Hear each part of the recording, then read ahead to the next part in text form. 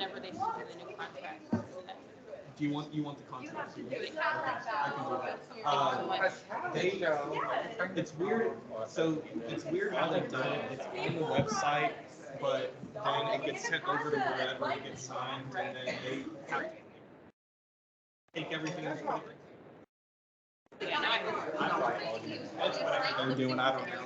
Okay. But yeah, it'll, hopefully by next week you should have it all. Okay. You guys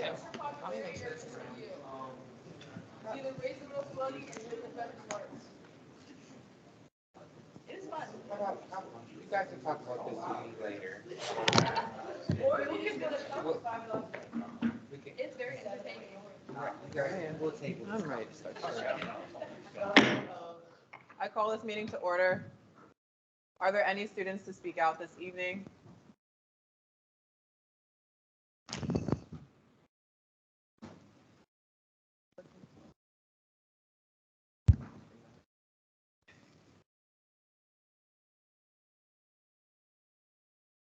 Y'all, I have the real power now. Does the body have any announcements this evening? All right. Okay, well, it is my pleasure to invite and introduce to the Senate our 4 Paws for Ability group.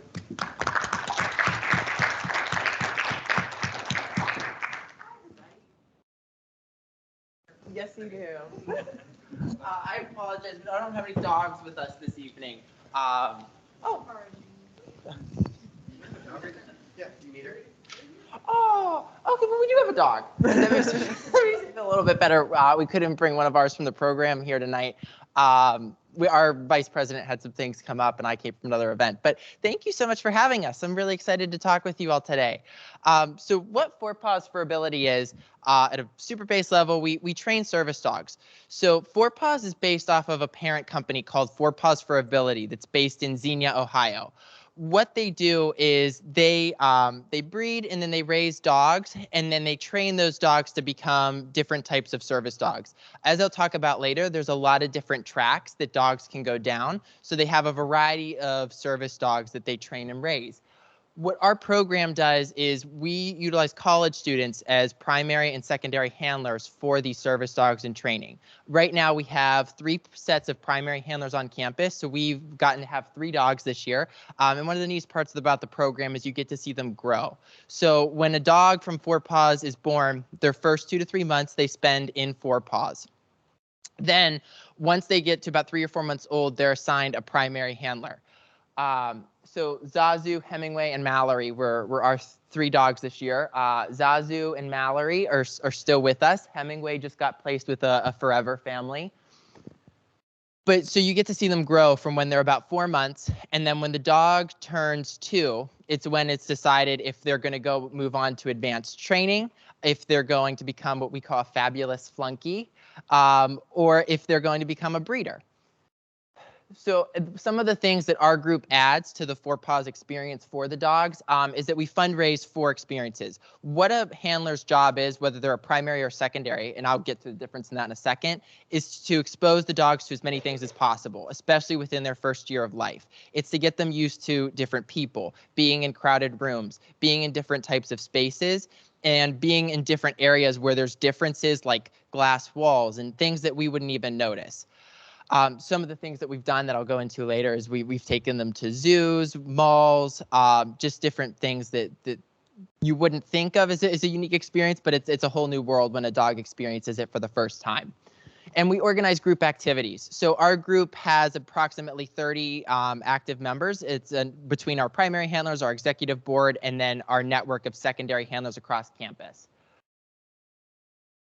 So, real quick though, so let me explain the difference between primary handlers and secondary handlers. So a primary handler is a person that takes on the dog. Basically, they're temporarily adopting that service dog. That service dog goes to live with them.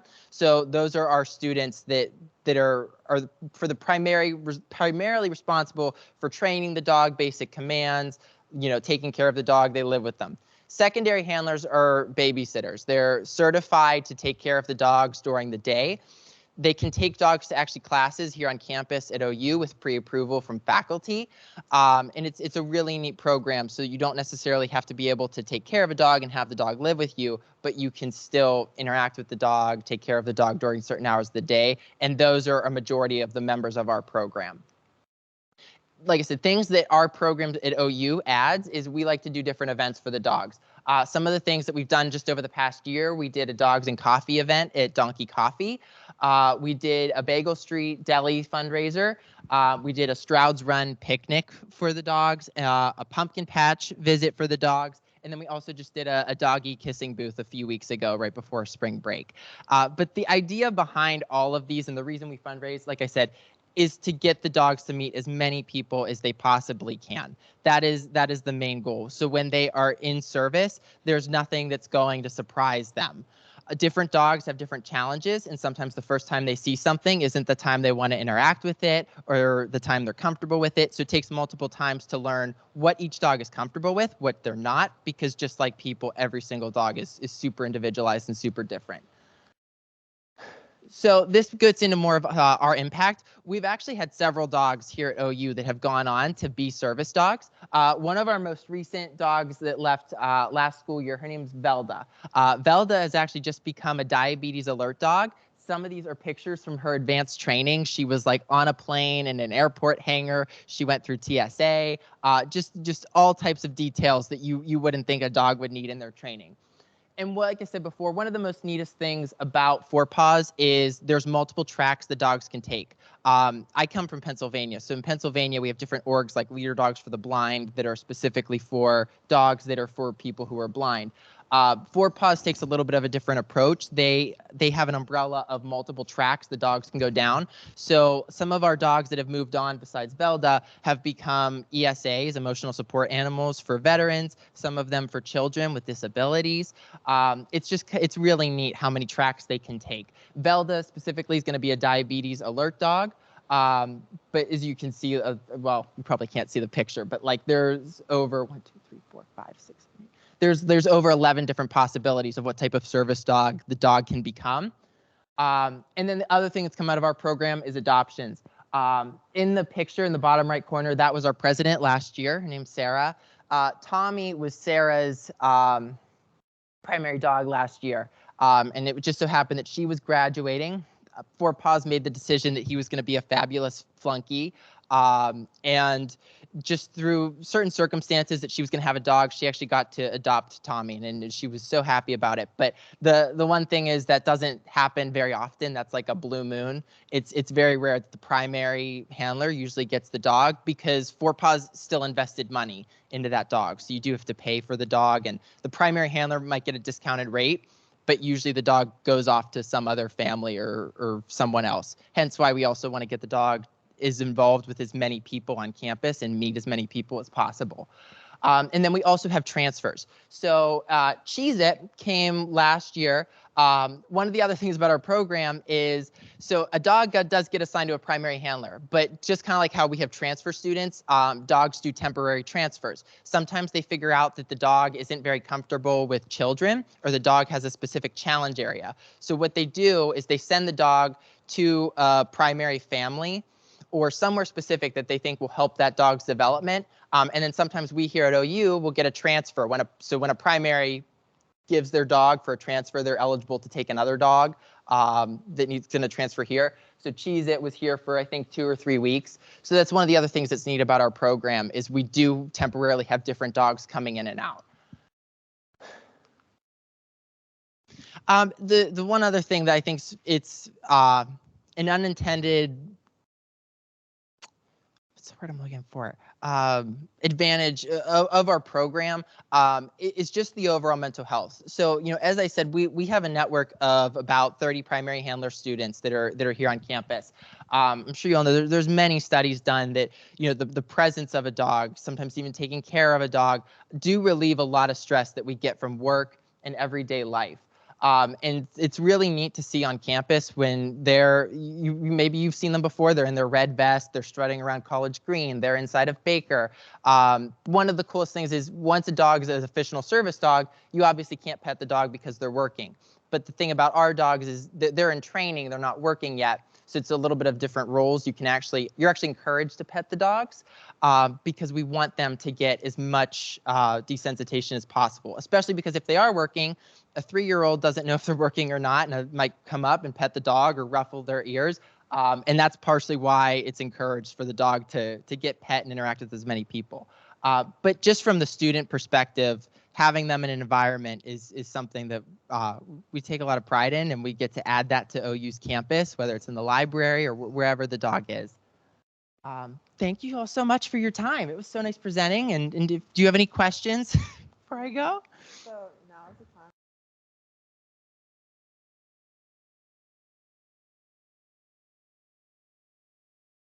No worries.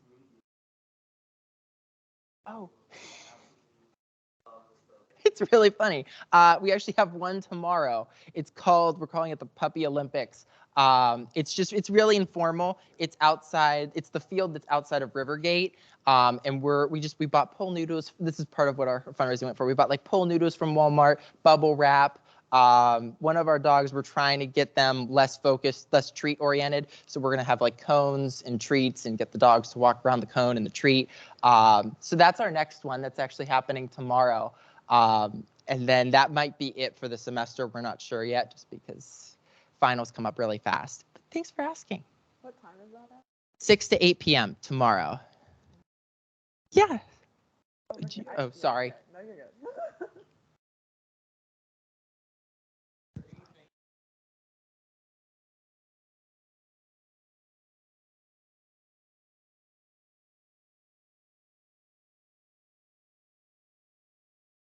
It's a really good question.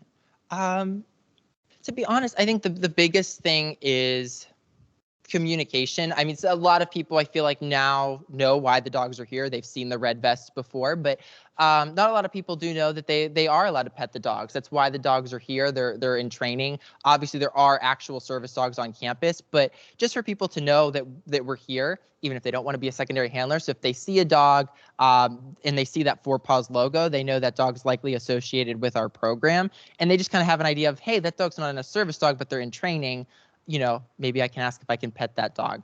Any communication, I think, just with the general campus, just about who we are and that you'll likely see us. The dogs, I mean, they're in classes, they're in student common spaces. That would be a great thing. Yes. Oh, yeah. So we're almost always recruiting, especially at the beginning of semesters. So one of the things that's interesting or just different about our recruitment process is you're welcome to join the group, but you have to be registered.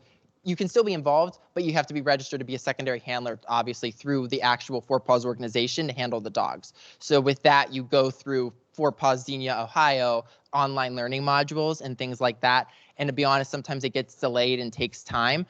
That's also why we do the events. So even if you aren't a person that's approved to secondary handle the dogs, you can still come to the Dogs with Coffee event, or you can watch the Puppy Olympics, and you can still be involved while you're waiting to get your approval. I hope that answers your question. Yeah. Anybody else have any questions? Thank you so much. Thank you all so much. Have a great night.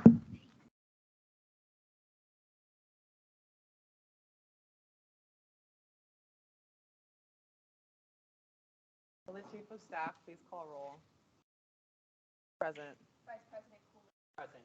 Treasurer Robinson. Senator DeMonte. Present. Senator Handel.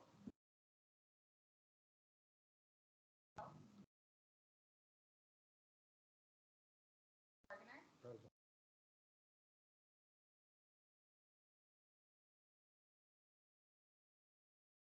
Senator Hibbs. Senator Lopez.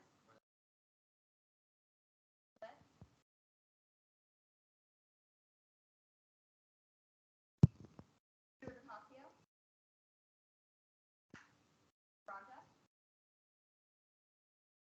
Present. Commissioner Parker. Senator Lightning. Senator Morris. Senator Ayarinde.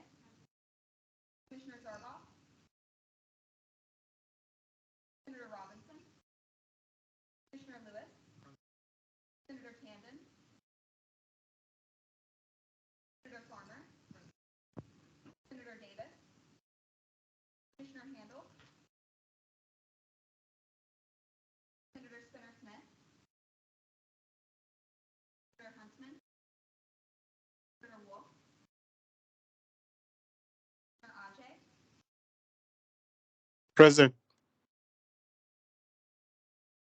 Executive Justice Silent.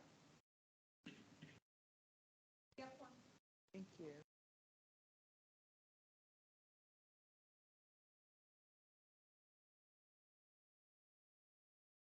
Is there any discussion on the previous meeting minutes? Are there any objections to approving the previous meeting minutes? Seeing none, minutes are approved. Moving forward, we have an addition to the agenda, which is Senate Resolution 2223. Oops, wrong. Senate Resolution 2223-112, a resolution to appoint a member to the Budget Committee. Is there any discussion on this addition to the agenda? It has been moved and seconded to vote on Senate Resolution 2223-112. All those in favor, please say aye. Aye. All those opposed, please say nay. Any abstention? Okay. Added to the agenda.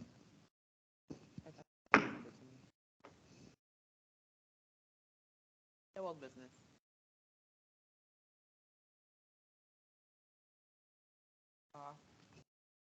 Senate Bill 2223-04, a bill to support the creation of a fire fee to support the Athens Fire Department.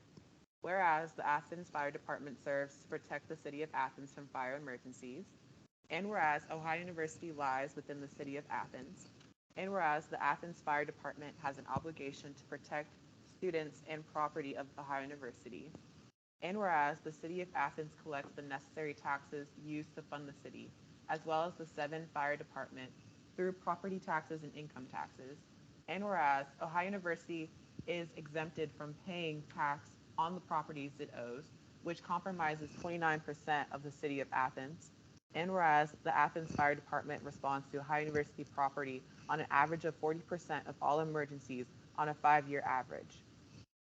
And whereas the Athens Fire Department receives $50,000 towards fire apparatuses from Ohio University, however, none towards staffing. And whereas Ohio University funds its own police department with 31 officers, while the city of Athens employs 26 officers for a total of 57 officers to protect their respective properties.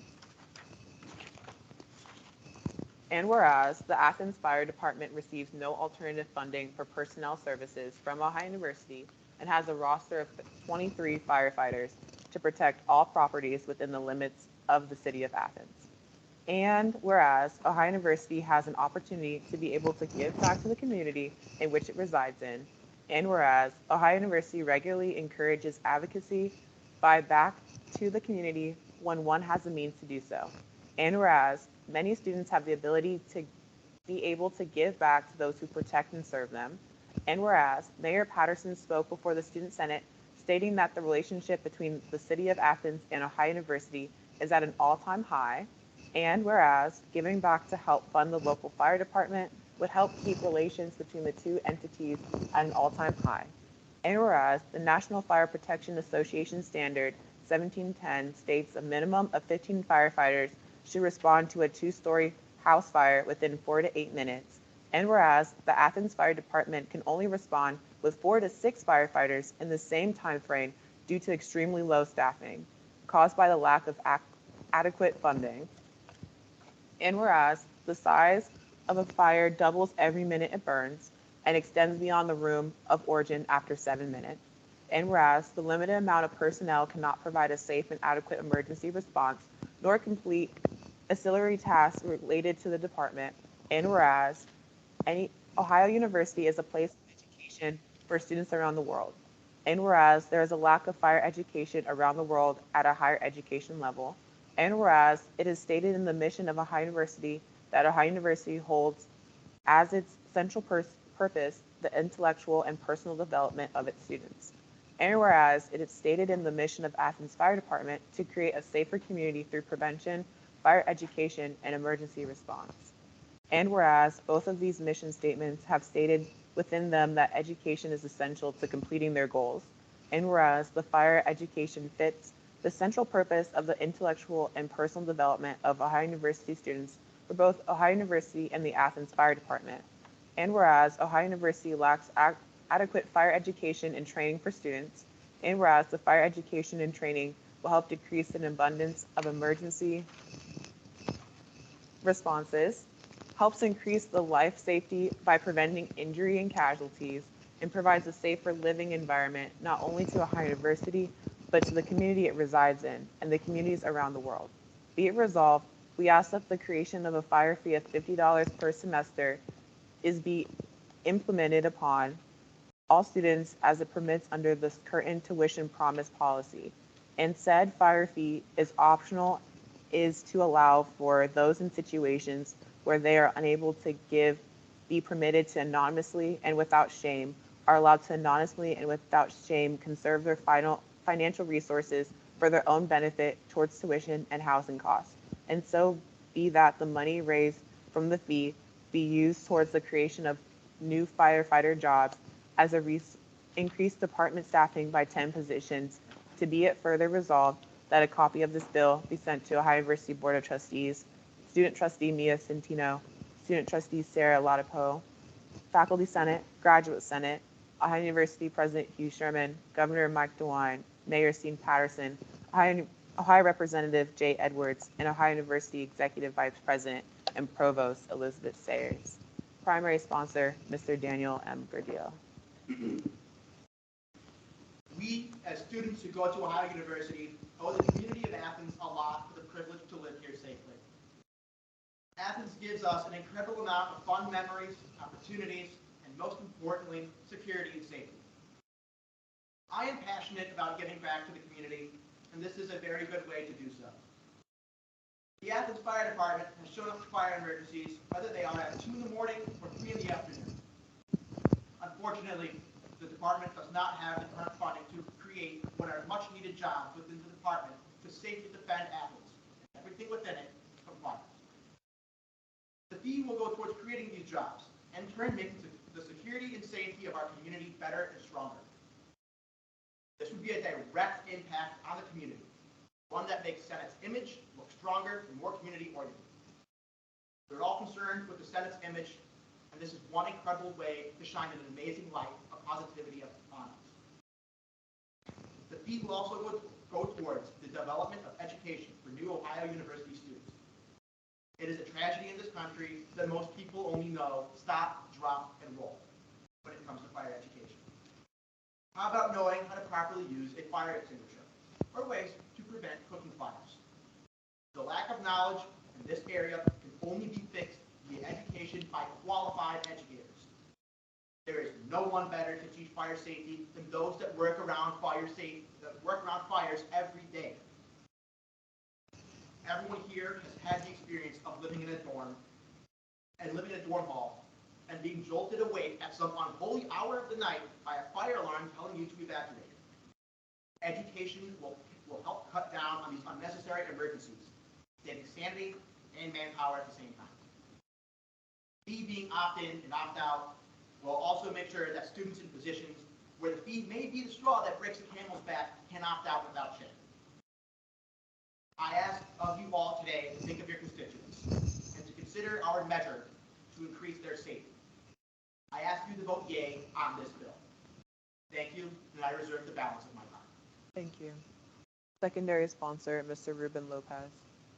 Hello everyone, I'm going to start by thanking our Commissioner Dan Gordillo for making me a secondary sponsor for this bill and applying for the incredible thing he has done in his position. He has been working since day one here in the Student Senate to improve our community. Ohio University over the years has been funding every department here in Athens, and the fire department has been no exception. For a decade, the fire department has issued an obligation to protect students and property of Ohio University. Athens collects the necessary taxes used to fund the city, as well as the fire department, through property taxes and income taxes. You might be thinking why I support this bill. Well, first, I want to start by saying that I'm a proud Puerto Rican. I was born into a humble family. These couple of years have been very hard for Puerto Rico, which made me realize that my future sadly wasn't going to be in Puerto Rico. It should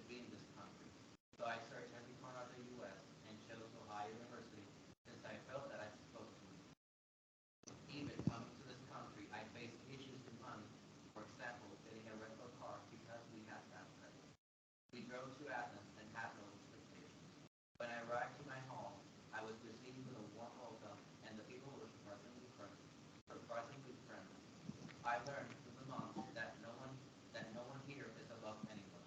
Everyone is very friendly and they have no problem helping you anyway. Here I have discovered myself, and if you ask me, Ruby, was this journey worth it? I will look at you straight and say, of course it was.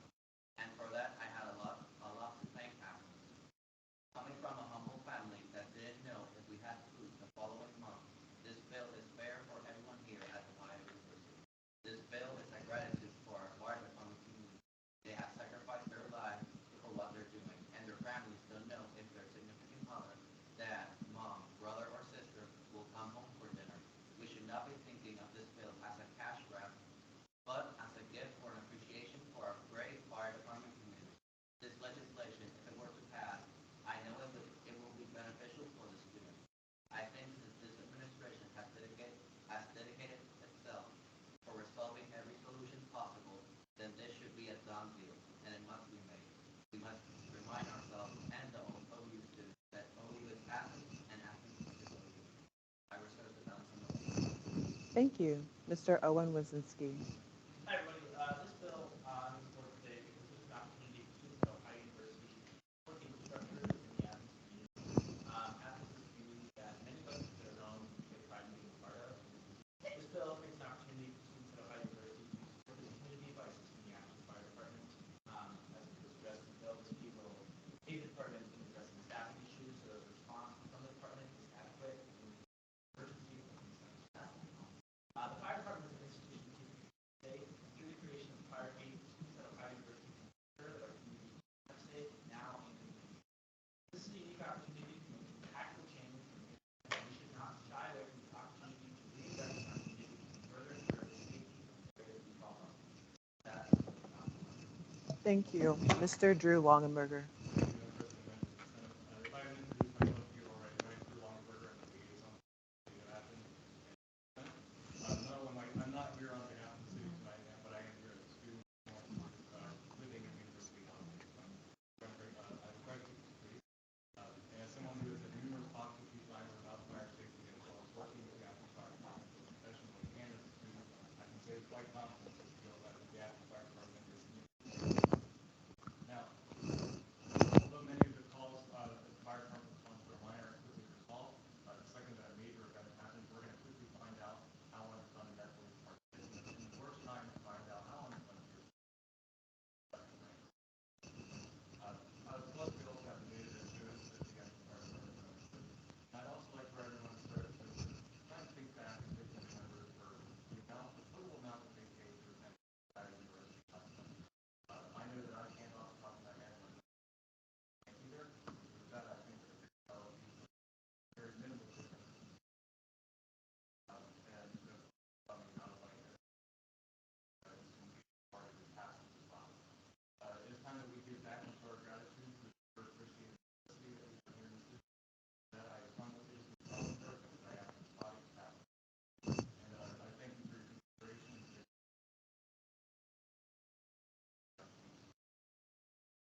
Thank you. Mr. Clay Lewis. So I'm going to firstly, on behalf of my commission and its constituents, this is something that would affect each and every member of my commission and anyone who is affected underneath it, because this is something that affects the entire campus. And so this is something that I see as very important to pass because our firefighters, we need our first responders. These are putting their lives on the line, and we need to be able to give back to them. So this is something that I find to be very important, and the fact that it's optional, I think, just is even more important to pass because this is something that we're not requiring students to do. This is, if you can almost even think of this as a donation. And think of it along the lines of this is something that students are able to do to give back to their community. And going off of that, I think this is something that Senate can see as an opportunity, not just to give back to its students, but also to the community. Something I think, with Senate, that we've gotten to a point that we can start looking at beyond just our students and starting to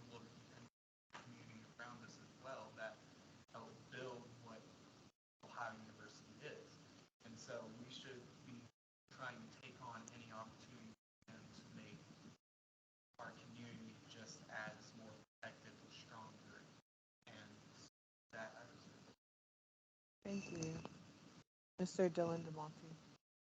So first of all, it's worth noting that it is difficult for us to consider a proposal adding any fee for and it should be. And the students appreciate the discussion on this item. However, the proposal is compelling, not only because of the strong support and safety that the Athens Fire Department provides to OU, but also the opportunities and the experiential learning opportunities, especially that the greater community of Athens provides to students. The city enriches our learning experience. I know many people say, you don't have Athens, how it is without Ohio University, you don't have Ohio University. But many students at this university have the opportunity to pay the city's property tax. The university does not pay property tax or income tax. Fully support the services it provides. This optional fee would enable both students and the Athens Fire Department to lessen the gap in what they can provide to each other and improve the safety of the entire city. I reserve the balance of my time. Thank you. Miss Priscilla Christini Burrito. I'm twice writer. Nowadays, I'm doing that. And I would like to share experience. So sometimes I don't know the power of education. When I was here 5 years ago in my grad program, I had to get to go to classes, fire department. And they shared with me some information about education and fire safety. And back to Brazil, I could share that with more than 100 years. Brazil had a lack of firefighters. So they had no opportunity to teach, and I had that opportunity. And the families appreciate that so much. I know that maybe you are thinking, oh, I'll never be a teacher. Yeah, it's hard. But I, I'd like to share something with you about Fulbright, even though I am not a Fulbright this time. Um, 7 years ago, that guy went to a place like this and proposed a new organization, why not a Fulbright program? And this ambassador gave me right visa. And because of that, they created an act, like act, and it transformed the life of more than 400. And he said something very interesting. Education is a so good but powerful force. It may not be fast enough or strong enough to take us from the category, but it's the strongest force available for them. Thank you so much. All right. Well, now it's time for discussion. All right. Is there any discussion on this resolution? I do enjoy the fire department.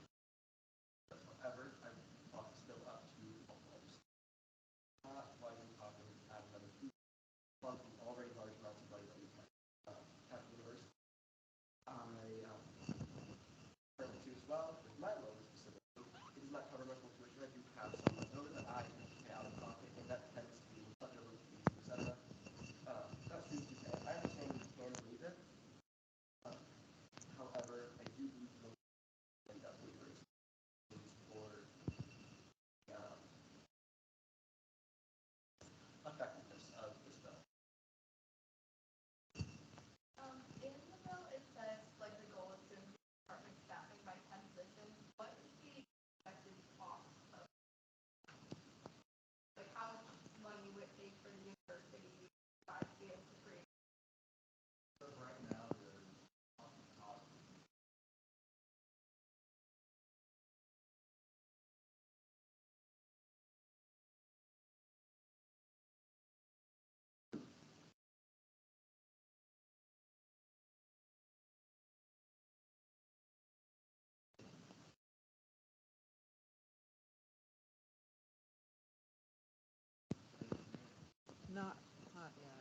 let me just, like, yeah, I got you.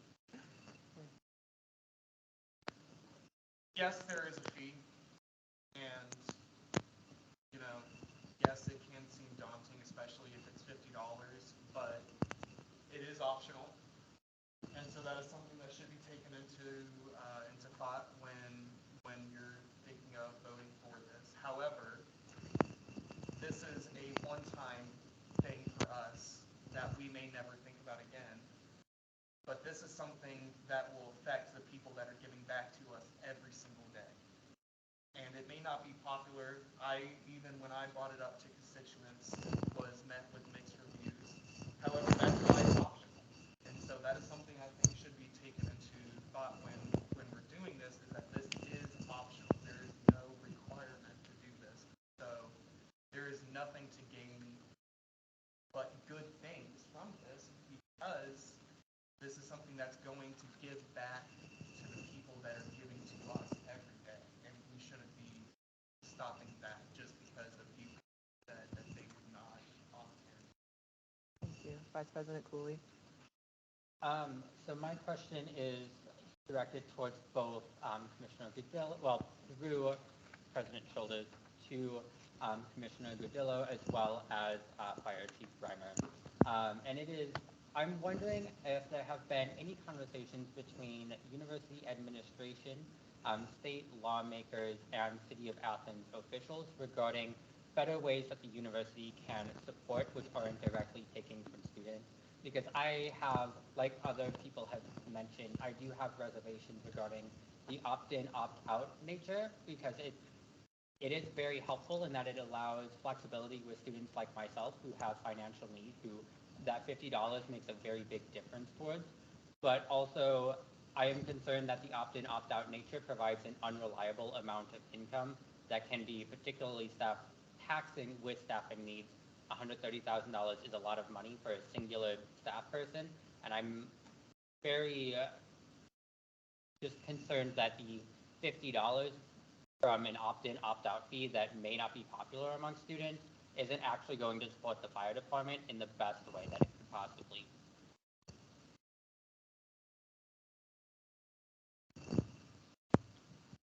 My question is also for Fire Chief Reimer. How are you all planning to market to students what this additional fee will do for them? Because I know for me, I waived the student services fee for so many semesters, didn't know what it did for me, and then when I found out, I didn't want to waive it anymore. So how do you all plan to educate students about what they are getting with this technology? So to respond, just in general to a lot of people. So I want to relay an anecdote that Chief Reimer told to me. So he went to the Theta Chi fraternity and talked to Theta Chi about why this fee is important. All it takes, it could be a presentation to a group of people, or it could be a one-on-one conversation that could last a minute and a half. And when you explain to people the situation that the fire department is currently in and how this fee will severely help them, their mind changes, just like Molly just said, or sorry, Chief of Staff Pennington just said.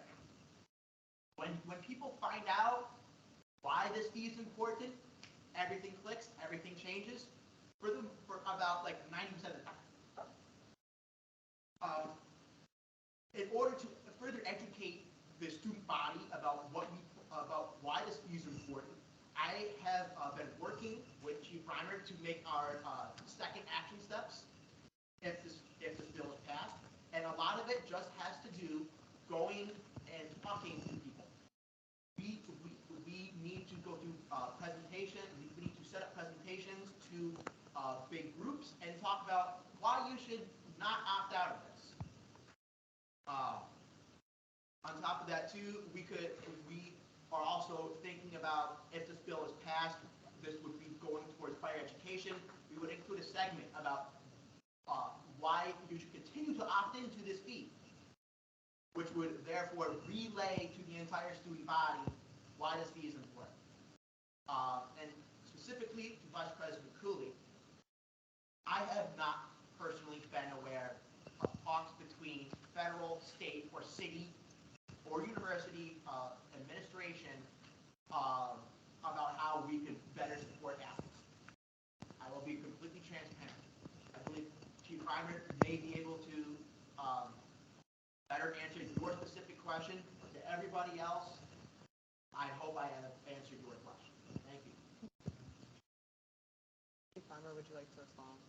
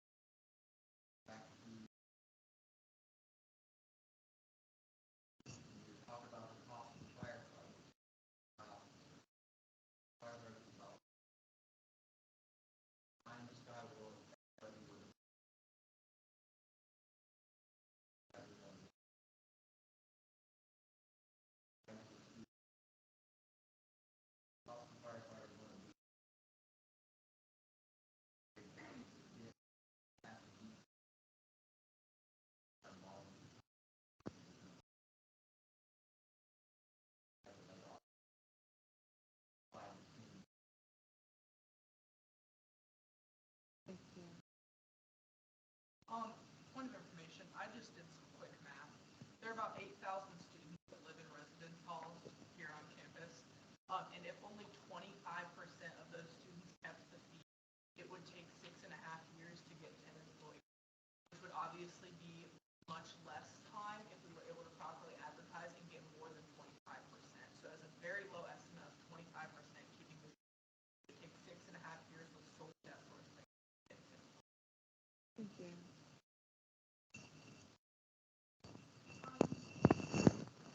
My only fear is, as a student who lives in the residence hall and has experienced fire alarms, a lot of our fires don't just, there is education for the education of students, fire safety. But $50, I don't believe that should be on the student as a responsibility, especially with how much we pay. I guess my only question would be is, if this is more primarily with how many serious fires over the has has Athens and OU specifically had over the course? How many fires, serious, legitimate, where we need manpower? Would you like to answer? Yes.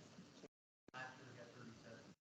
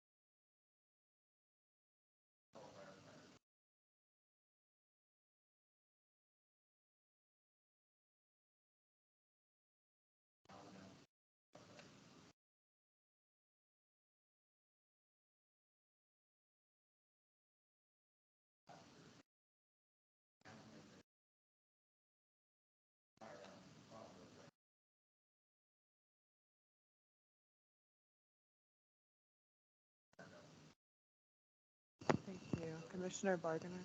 Sorry. Commissioner Barginer. My question is, are there any like current programs aside from this fee to work with like housing residence life in order to get fire safety training within residence halls? Because I was just in the building where I don't think it was, I think somebody just set it off, and I feel like a lot of times it'd be helpful if RAs get the training or something like that to explain to students what can possibly lead. Are there any current programs or initiatives by the department that could be used as funding for RAs to give in their talks at the beginning of the year with their floors or anything like that, that's designed? Yeah, well, are you the only person who knows the answer? Okay.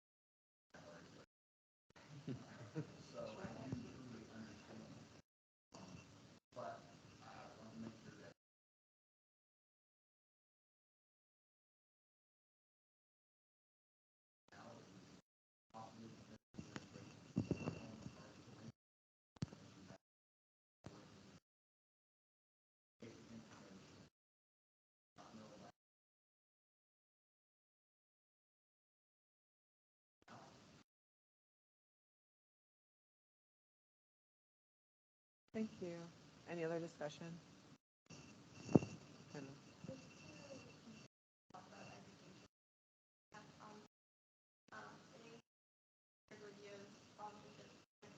mentioned that part of the fees would go towards the student education portion, educating students about fires and whatnot. Is it like a percentage thing that would be going towards the job creation versus the experiential part? And would there be a sort of like committee that plans these sort of things that would be between the university and the fire station? Like how is that planning to work as of right now? At least how I would see it, how the $50 would be divvied up dollar by dollar. I'm not exactly sure how that would work out, but I can assure you that a portion of it would go towards education. And I think how we would get that done is we would start that creation of this education immediately after after this bill is passed, if it is passed. I don't think, I personally would not like to see a committee because that might be too many chefs in the kitchen type of deal. I think the best way that we could potentially go about this is that we just get a group of people and we go down to the fire department. We work hand in hand with the fire department to help shoot a video, for example, or we help design a curriculum for online that we can post online that students are mandated to take. That is at least how I like to see it. But if other people have other opinions, I would totally be open to hearing them about how we could put forward this education. I'm not an education major. I don't know the best ways to educate. That's just my simple theories. We will have a lot of time to also discuss this as well. Granted, this bill is passed. Yeah. Yes, Steve. So the biggest part of this is that the goal of this is going to be able to get more firefighters per shift, and just get more firefighters in general, and also better education. Let's not forget that fires do not just happen in buildings. They can happen anywhere. They can happen in cars, they can happen in stores, they can happen in the dining halls. A fire is not restricted to just one area. Over this last weekend, a close friend of mine that I grew up with was in a horrible car accident, and this was in a populated city of over 200,000 people with over 100 staff firefighters per night. And this happened at 2 a.m., and by the time that the collision had happened, it took 10 minutes for them to respond. The car had caught on fire. My friend survived with burns, but her mother had died in the crash. This is more than just $50. This is the difference of life and death. In this, we have to realize that every minute, every second counts. And so by voting nay on this, we are potentially preventing firefighters from being able to do everything that they can in order to save people. And so I don't think we should be getting in the way of that at all. We are supposed to protect every student, no matter what, and creating every opportunity to make sure that every student is safe. So do think about that as well when voting on this bill tonight. Thank you.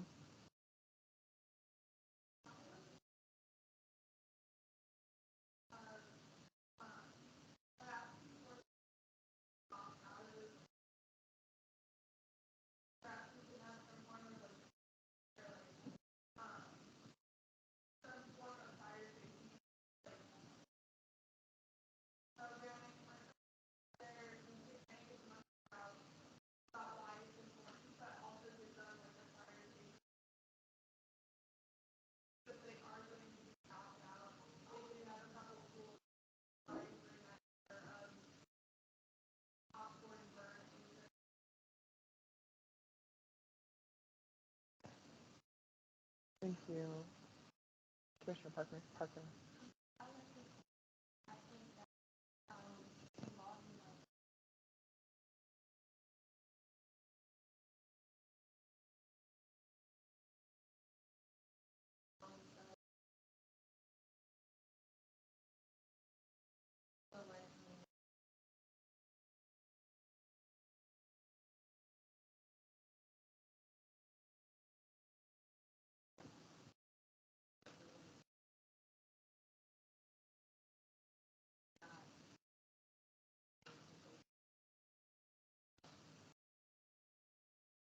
I have a question, just like logistically.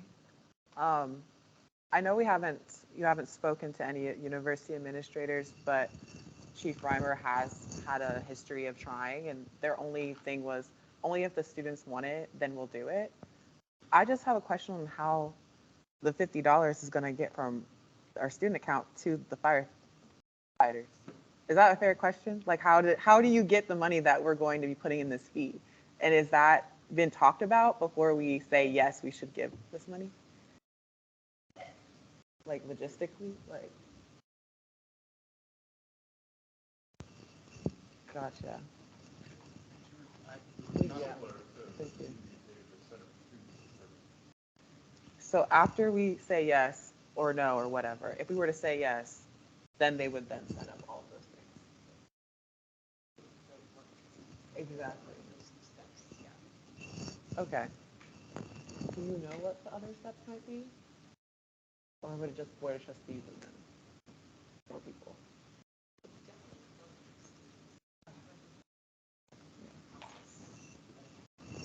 So I just want to put that out there for our whole body. We could say yes, and then it still be a no later. So basically all we're saying today is if students should support the fee and what the fire department would like to do with those funds. I just want to make sure everyone knows this is not like the end all be all of a sudden we're going to have a $50 fee in like a month. I just wanted to make sure we all knew that. Yes.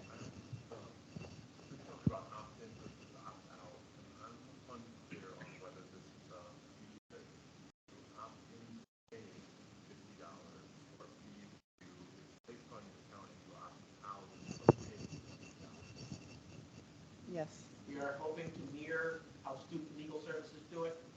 I'm pretty sure, that's my knowledge, you are opted in and then you choose to opt out. Yes. So that's, we are choosing to do this because that is how other students know how to do it, because if they have chosen to opt out of student legal services, they follow the same process when it comes to opting out of the fire. For consistency. For consistency.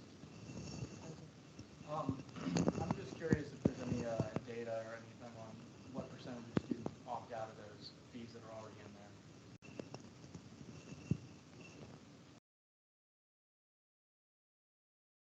Okay, good question. I just have a question for Dan. I know you kind of went over it a little bit, but would there be any specific plan to gauge the overall popularity of this bill with students and the fire fee overall? Because I do think it's important that we have student input if we're voting on this bill, of course, representing the student body. I think the overall student voice in the fire fee is incredibly important. And I would say that if this bill potentially got denied tonight, I would like to see that as the next step taken. That's a very important aspect. Thank you. Treasurer Robinson. I just have a couple, well, first, I would say I'm glad to see this idea back again. It was brought up last year, and I thought that fire safety is very important in a lot of different aspects and something that should be pushed towards students. Some concerns that you may face here from the student body is based on the verbiage of this bill. This would not be $50 for the whole year. This would be per semester, so that would be $100 for the entirety of the year. That's a lot of money. Additionally, I think there are a lot of students, and I would like to see the logistics as well as far as how many students do opt out. However, there are a lot of students that don't even know that fees are on their account, so they might automatically just get put on there and they miss the opt-out window. So I don't know if you have any plans of basically what everybody's saying, the overall advertisement of letting people know that it's an option to opt in and opt out. But even additionally, I hear a lot of conversation regarding residence halls.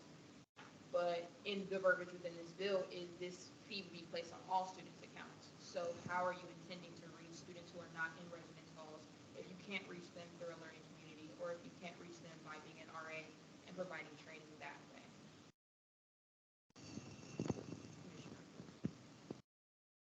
Yes. So I can answer a couple of different things. So when Briefly, it comes please. to you, Senator, Commissioner Hicks, your question about how can we gauge student support of this? A large part of it just comes down to what, if I refer back to the anecdote that Chief Reimer had told me, a large portion of it just comes down, we need to go out and talk to them. And we can set up an action plan, almost an itinerary of groups that we're going to speak to. And if you'd like to see that itinerary, I'm glad to make that for you if this bill passes tonight. So that way you can see and verify for yourself what we have done to make sure the students know about it. When it comes to off-campus housing, it's along those same lines. Every organization has members that live on campus and off campus. So when we talk to organizations, we're going to hit those off-campus housing, those off-campus students. So I hope I was able to answer at least a portion of your guys' questions. Thank you. Commissioner Thomas, Senator Thomas. So if the bill is passed, and like students is this, so they're like enrollment rates go down, more people opt out, how does it affect the effect?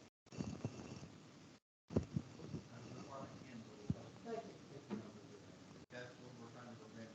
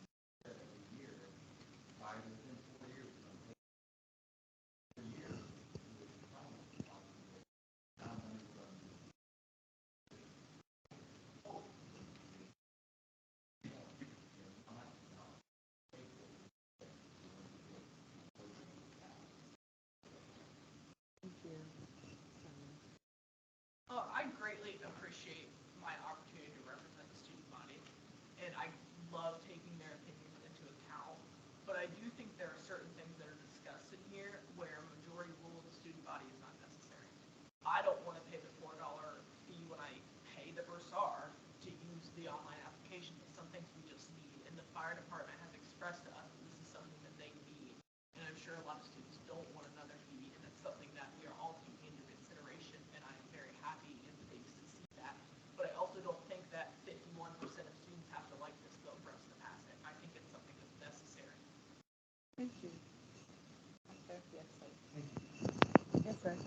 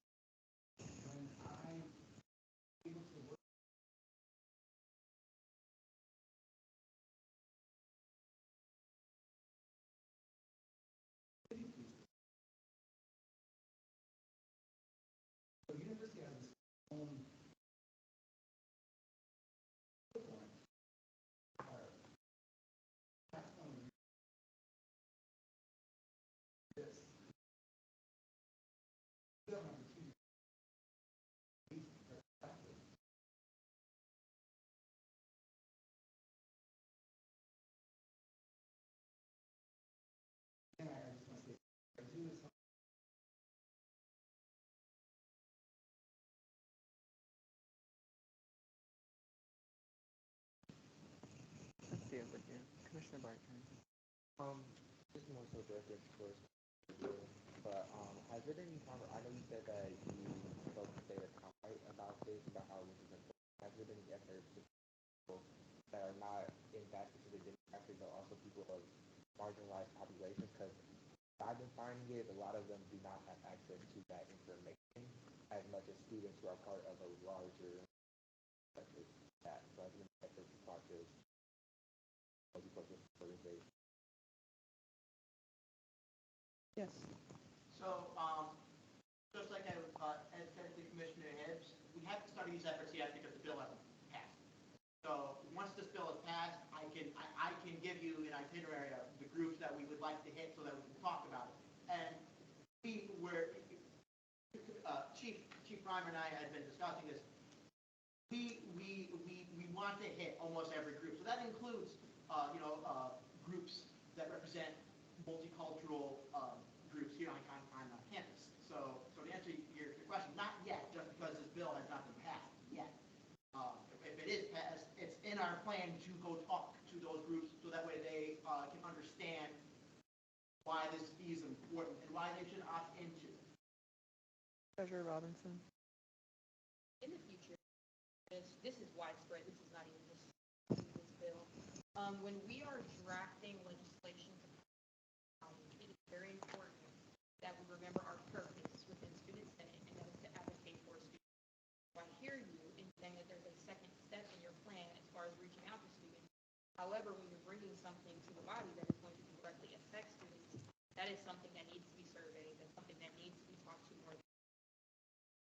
Additionally, there is some grammatical issues with this bill, so I do have a list of in line 6, after the number 7, to X the period to continue sentence.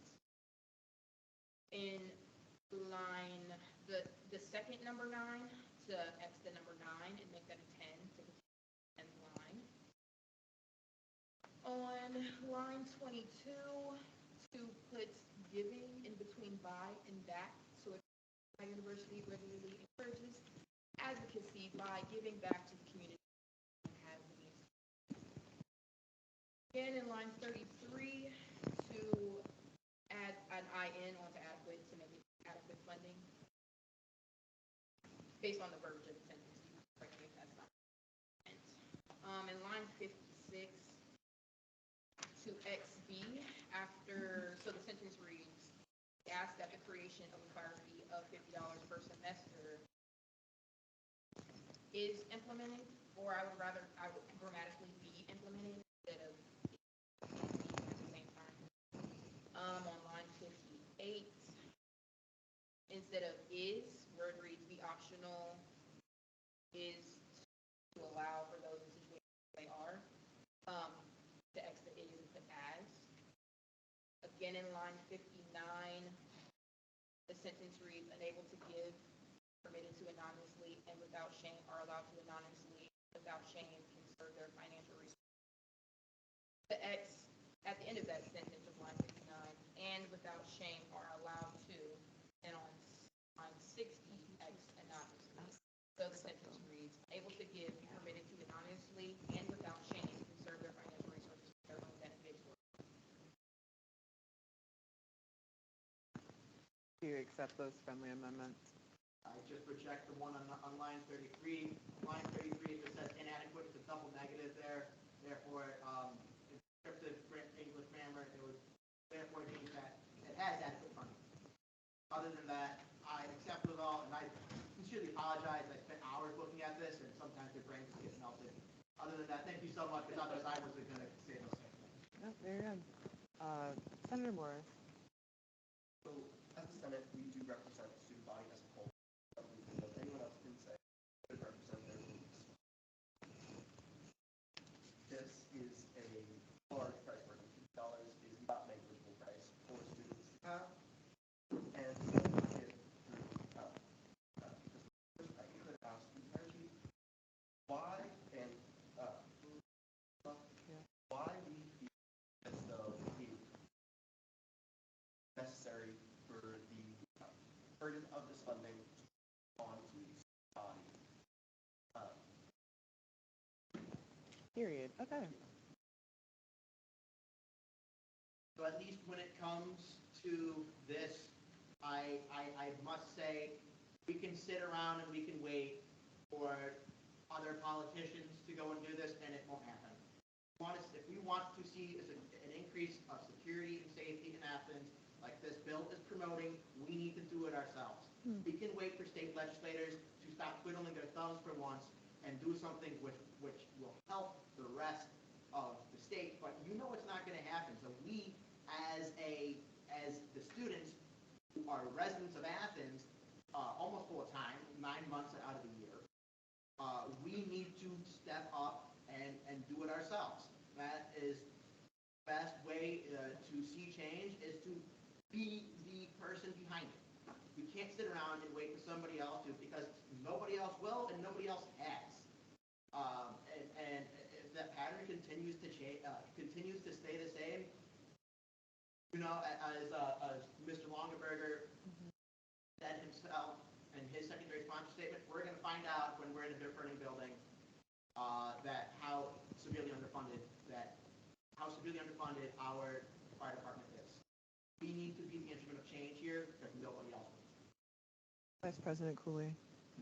If this bill passes tonight, what would the next step be to advance this to the administration in a way that they're going to not only hear it, but also feel that it accurately represents the beliefs and willingness of the students, particularly because they have already voiced that they themselves do not want to add another fee on, and they want that to be from the students. So what is the next step to ensure that this comes directly from the students and not just this body here? You can go for the discussion. You don't have to answer.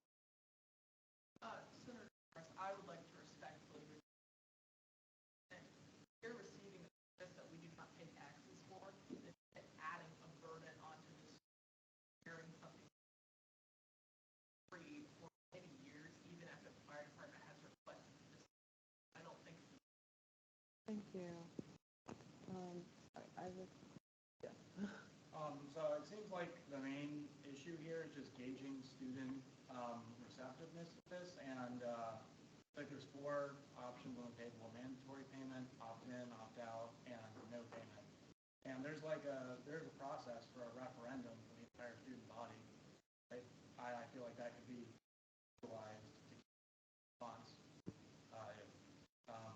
the legislators go that route. Thank you. I also. Over. Yes. I should have said Gerald's name. My bad. Body representing students, and not only students at university. And I feel that, well, yes, this is our responsibility. I would love to see this.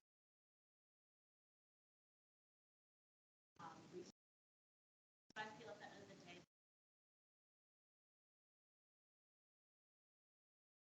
and I feel that range, just because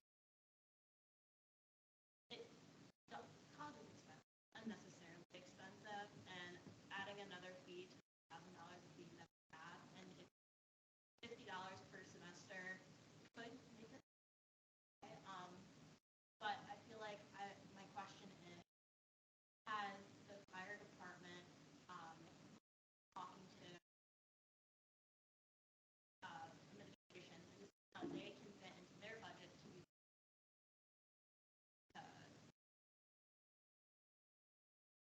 No, that answer. Yes, sir. If I may share. Sure. I was on that regular.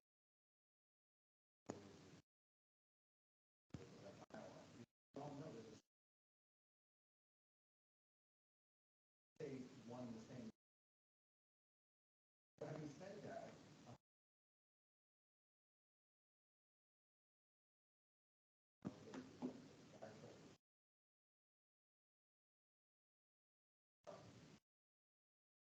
buildings.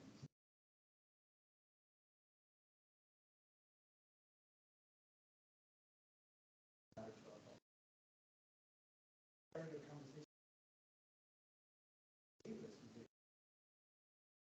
That's how we. But like, that doesn't.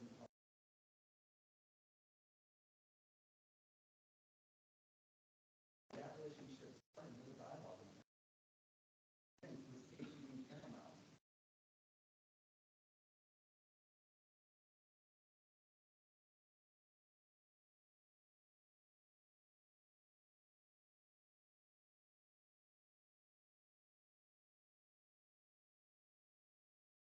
Commissioner Handle.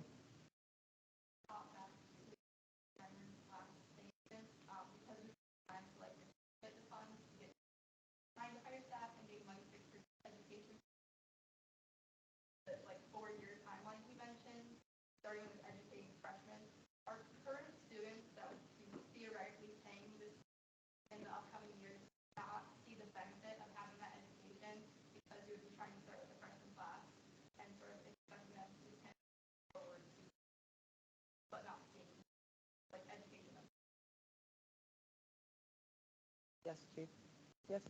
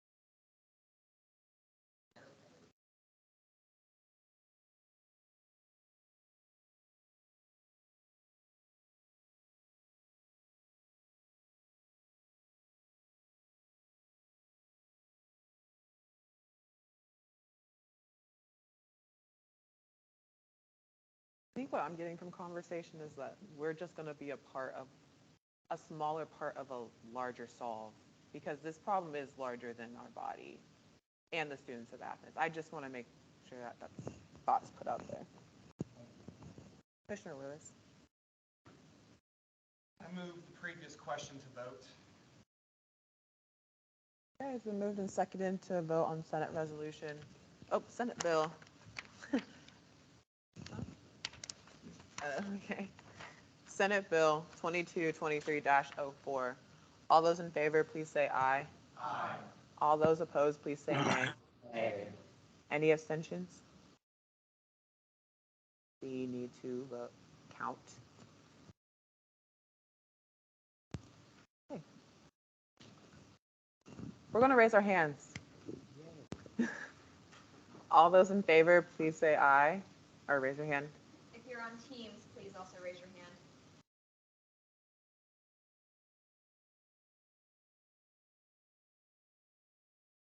I'm gonna count Are you one a more time. voting Leave member? them up really, really high. Yeah, she asked about for Emerson.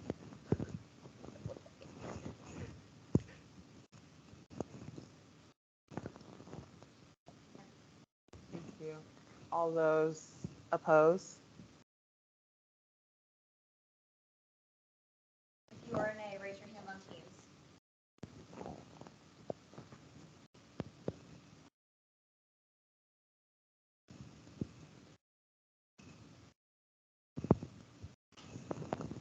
Nays, 14 nays. Any abstention? Nay, one abstention. All right, well, bill doesn't pass. With information. Yes. Can you call the vote to, you call the vote to vote? So you're gonna move the vote and then To move to the, you wanted to end the session to. okay, but then we just voted again. That you You voted nay, so discussion Okay. continues. Yeah. Thank you. So you continue discussion. So people, I don't think we're all on the same page for The that. thing that Commissioner Lewis was calling for was to end the discussion to go to the voting period. You were not voting on the bill just yet. Oh. Got it. Okay. So Y'all you making can me look re-vote bad. on this motion. Wait, so Let me be, One more time. yeah, let me be very clear. We're going to move to end discussion, Two votes. to Okay. then vote on the bill. Is everyone clear on what's going on? yes. No. Okay.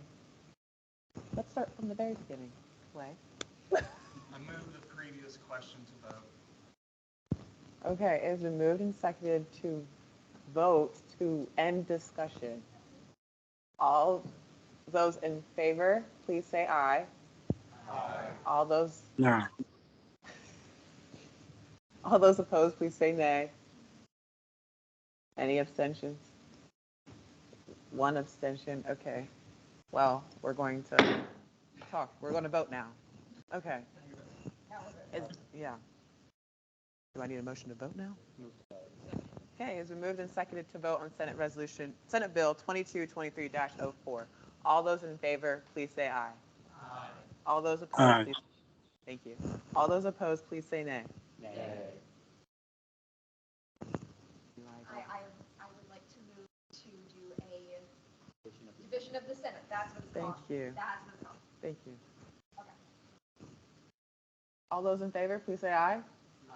Raise your hand and say please, aye. very high, and do it on Teams as well if your vote is aye.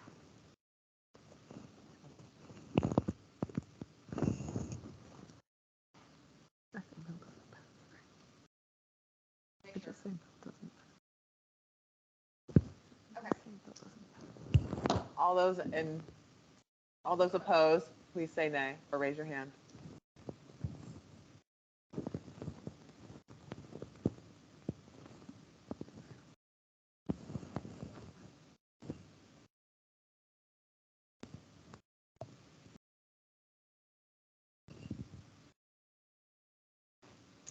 Any abstentions?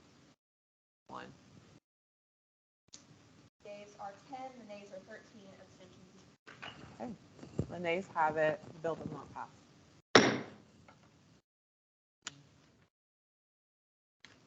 Next, we have Senate Resolution 2223-104, a resolution to appoint members of the Member of Emeriti and Senior Honors Status Committee. Whereas there is a student senate at Ohio University, and the rules and procedures state that there shall be a committee of members, emeriti, and senior honor status. And whereas there is currently vacancies in the committee on a members emeriti and senior honor status. And whereas eligibility was determined, be it resolved that Reagan Farmer and Morgan Doras be appointed to the committee on members emeriti and senior honors, and be it further resolved that this appointment be effective immediately following the adjournment of this meeting. Primary sponsor, Ms. Laura Zarbaugh.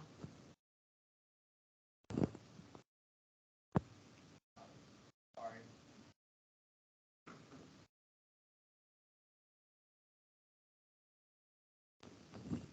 The budget for senior honors boards, I think that it's very important to honor our seniors, our appreciation for all that they have done for the Senate.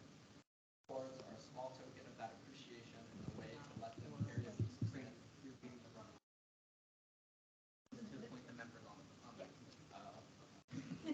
For the appointments on the At least we know honors he's and saying her review words. committee, I know that Reagan and Morgan will do a great job on this committee and will stay unbiased. I'm excited to work with them and feel that they're the best people to have on the committee. Thank you. Secondary sponsor, Mix Nathaniel Padilla. Yeah, I reached out to both Reagan and Morgan, very excited, and help us choose to on the Valentine, and just like my commissioner said, or Zarbaugh, I think we're unbiased and so I really found. Thank you. Is there any discussion on this resolution? Is there a motion? Discussion? Second. It's been moved in second. Sorry, been moved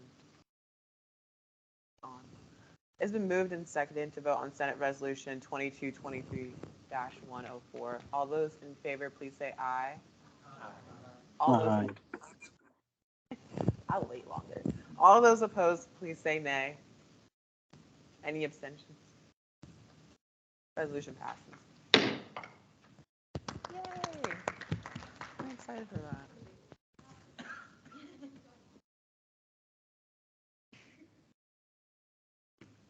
Okay. Senate Resolution 2223-105, a resolution to cancel GBM on March 29, 2023. Whereas the Ohio University Student Senate is the governing body of the university, and whereas the Ohio University Student Senate has consistent work to discuss, and whereas the Ohio University Student Senate meets weekly on Wednesdays at 7:15 p.m. while classes are in session, and whereas at the discretion of the Ohio University Student Senate executive offers and with a 2/3 majority approval per rules and procedures, section 10.03 subsection A, the date and time of a future meeting may be altered, and whereas the Ohio University Undergraduate Student Senate have planned the spring semester town hall on Wednesday, March 29th, be it resolved that the Ohio University Student Senate General Body Meeting be canceled on Wednesday, March 29th, 2023 at 7:15 p.m. in order to allow members to attend the Student Senate in service, the town hall, for discussion with our constituents on questions and concerns at Ohio University. Primary sponsor, Ms. Carson Sarver. All right, so I created this legislation so that way everyone can attend the town hall on Wednesday, March 29th, given the town hall is going to be about students' concerns, feedbacks, questions, etc. And I feel like that as a student government in which we're here to listen to our constituents and stuff like that, everyone should be there. Therefore, on a day when everyone has their calendars marked off, why not cancel GBM so we are all able to listen? And then with that, I'll do it. Secondary sponsor, Ms. Dana Shoulders. So I definitely think this is going to help. We had our first town hall last semester, and some of the feedback that we got was that there wasn't high attendance. We already know that it's very difficult to get students to one place, and even to get administrators there when students are there at the same place is very difficult. So to have this time that we know at least our body will be available is going to be very important for the discussion and hopefully the turnout that we want to have. Students want to see all of you, and we should also provide a united front when we come to our town hall. So I'm really excited if you all were to vote yes on this. And I reserve the balance of my time. Is there any discussion on this resolution? Second. It's been moved and seconded to vote on Senate Resolution. So sorry, Jimmy. Questions? Great. Can you hear me? Yes. Okay, I was just wondering, last year we also had a town hall, and what we did was just move the GBM to like a later time. So I think we started at 9 o'clock that day. And I just think that the semester is coming down to a very like very close to the end. First, I will say that I'm entirely biased with this because I would like to have a bill pass, like I would have like to have a budget passed next week, which is why I would love for us to not cancel Senate. But in general, I think just pushing it back but to like 8:30 or 9 o'clock, which is what we did last year, would still be better. And like I said, we only have I think like four more meetings, and we already have one canceled. April 19th, we have it canceled for the awards ceremony. So I don't think that it's necessary to cancel it so much as to postpone, like push it back a couple hours. But that's just my 2 cents. Thank you. Any further discussion? Do I? It's been moved and seconded to vote on Senate Resolution 2223-105. All those in favor, please say aye. All those opposed, please say nay.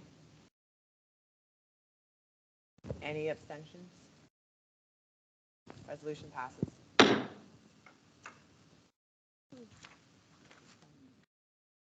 Next is Senate Resolution 2223-106, a resolution to purchase food and supplies for a Finals Fest event.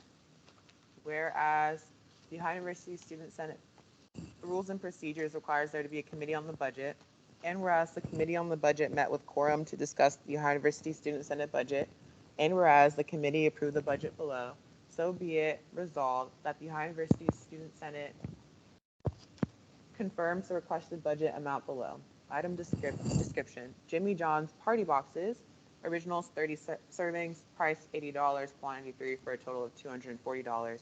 Greenworks 100 count, 7 compostable plates, unbleached biodegradable bamboo fiber paper plates, price to $13.95 for a quantity of 1 for a total of $13.95. Bounty quilted napkins, price $9.07, 1 quantity for a total of $9.07. Starlight peppermint mints, 5-pound bag, $22.50 for a quantity of 1 for a total of $22.50.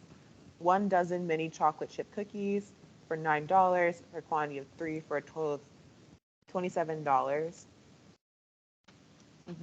1 dozen mini peanut butter cookies, $9 for a quantity of 2 for a total of $18. 1 dozen mini gluten-free snickerdoodle cookies, $18 for 1 quantity for a total of $18. 1 dozen mini vegan gluten-free double chocolate chip cookies from Fluff Bakery for a price of $18 and a quantity of 1 for a total of $18. 200 squirrel stress balls and shipping costs for a price of $2.32 for a quantity of 200 for a total of $446 for a grand total of $812.52. Primary sponsor, Mr. Brady Phelps.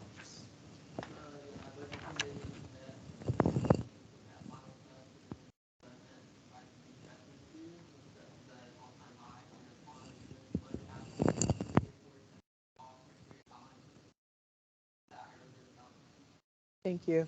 Mr. Dylan DeMonte. Yeah, I'm very excited to again for students after nearly. Finals Fest is an event for students to de-stress before finals week and celebrate finishing up the semester well. Now, I will now run through the details of the event. The event date is Saturday, April 29th, 4 to 7 p.m. We have secured Baker Theater Lounge space on the second floor, having space on the second floor of the mural. And then we also have the third floor lounge secured, and we'll be using the Senate office space as well. I'm collaborating with several other university entities, including the Alden Library Events Coordinator for Activities and Promotion, the OU Alumni Association for graduation cap decorations for seniors, as well as PR. Linda from CPS will be bringing her therapy dogs, Doug and Penny, for visits at the Senate office, open to all students. In the AAC from Alden Library has communicated their extensive support as well as promotion for the event. As far as what we will provide for students, we will be handing out food with vegan and gluten-free options for the cookies,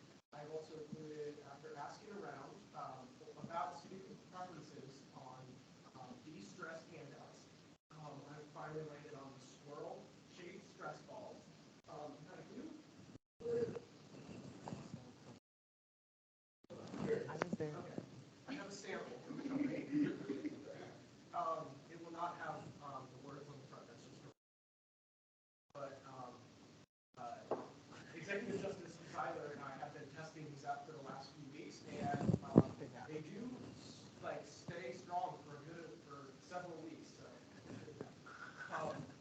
and the peppermints are included for the same reason to hand out, especially if people don't like it. There'll also be crafting activities provided in collaboration with the Martin Student Housing Residence Life. I welcome any questions on this budget, including on sustainability, cost, and student interest, and I reserve the balance of my time. Thank you. Is there any discussion on this resolution? My question is just like logistically speaking, as far as if this resolution passes, how are you going to ensure accurate, like kind of, not advertising, but just like accurate information about what food items or which food items, as I know peanut allergies can be a very difficult thing to navigate for a lot of people, and even things touching things that are like peanut butter affiliated can be an issue. So my question is just like, how are you going to go about like setup to ensure that we don't have any accidental anaphylactic reactions that day? Yes, Commissioner. Yes, I will definitely communicate those concerns to Fluff Bakery, and I know Fluff Bakery is accommodating to allergy concerns, as well as whenever we put those out on the table, we do want to make sure, especially even with like the gluten-free options as well, making sure everything is separated. Could we possibly label those things like little tents? Yeah. Okay. Label. Yeah, perfect. Commissioner. There's a couple things I just want to say real quick about this. First, and this will be my fastest point, is going to be that I'm gluten-free. It's nice that that's on there. Also, just so that no one is concerned, that's actually that's a reasonable price for gluten-free cookies. I've seen much higher, so that's a good price. That's a deal. But secondly, this is something I think is good. Any opportunity that the Senate that is given to the Senate in order to give back to its students is something that we need to take and we need to run with, and so this is an opportunity to do just that. So personally, I see no reason why we shouldn't support Commissioner DeMonte. I'm sorry. No, I forget y'all's last names all the time. And so I see no reason why we stop them from being able to do this. Thank you. Any other discussion? Yes. What day of the week is this? I'm sorry, you mentioned it already. Yes. It'll be on the Saturday before finals week, 4 to 7 p.m. So my only suggestion would be to make sure you get the catering order and baseball and softball do like catering. You're just giving them a heads up. Yes. Yeah, that's why we're planning this a month ahead. Yeah. I've been planning this since I came back from the commission. Yes. Any other discussion? Seconded. It has been moved and seconded to vote on Senate Resolution 2223-106. All those in favor, please say aye. Aye. All those opposed, say nay. Any abstentions? Resolution passes.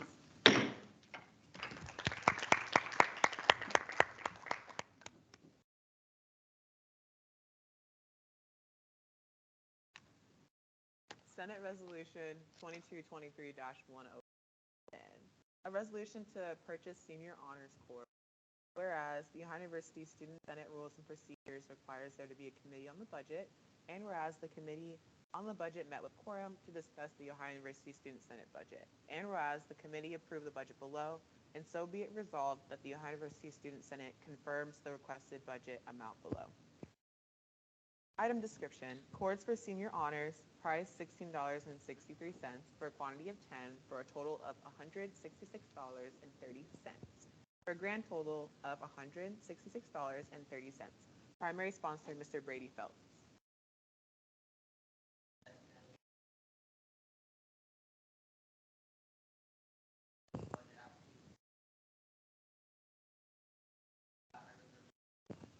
Thank you. Secondary sponsor, Ms. Laurel Zarbaugh. I think it's very important to honor our seniors, show our appreciation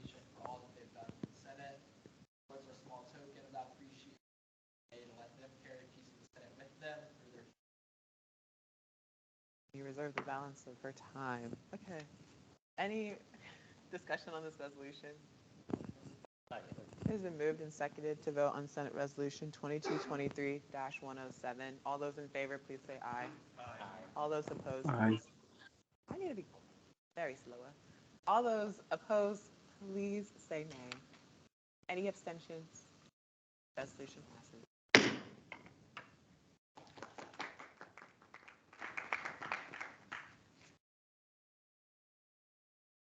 Senate Resolution 2223-108, a resolution to purchase junior mints.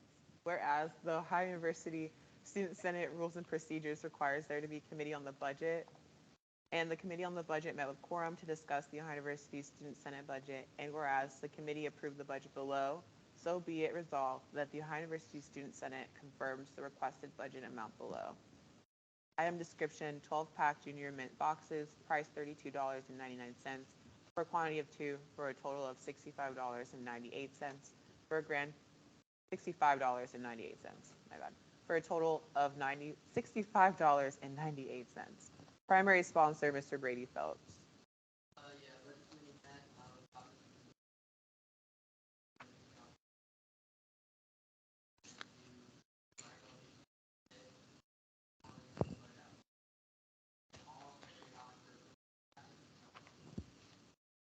Thank you. Secondary sponsor, Mr. Caden Hibbs.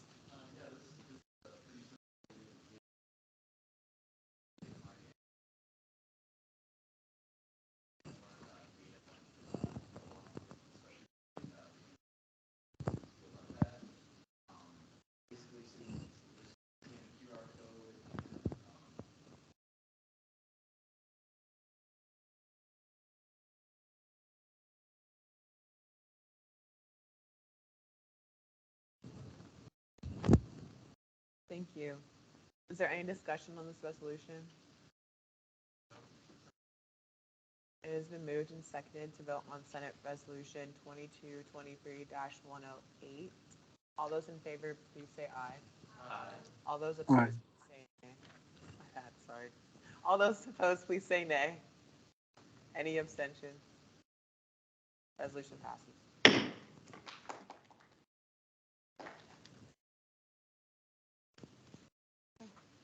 Senate Resolution 2223-109, a resolution to purchase milk duds for public transportation tabling. Whereas the Ohio University Student Senate Rules and Procedures requires there to be a committee on the budget, and whereas the committee on the budget met with quorum to discuss the Ohio University Student Senate budget, and whereas the committee approved the budget below, and so be it resolved that the Ohio University Student Senate confirms the requested budget amount below. Item description: snack size milk duds, 2-pound bulk pack. Price $40.99, one quantity for a total of $40.99. Primary sponsor, Mr. Brady Phelps.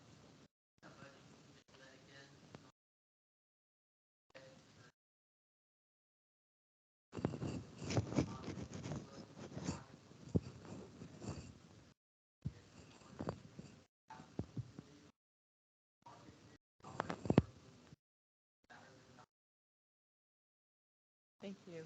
Secondary sponsor, Mr. Caden Hibbs.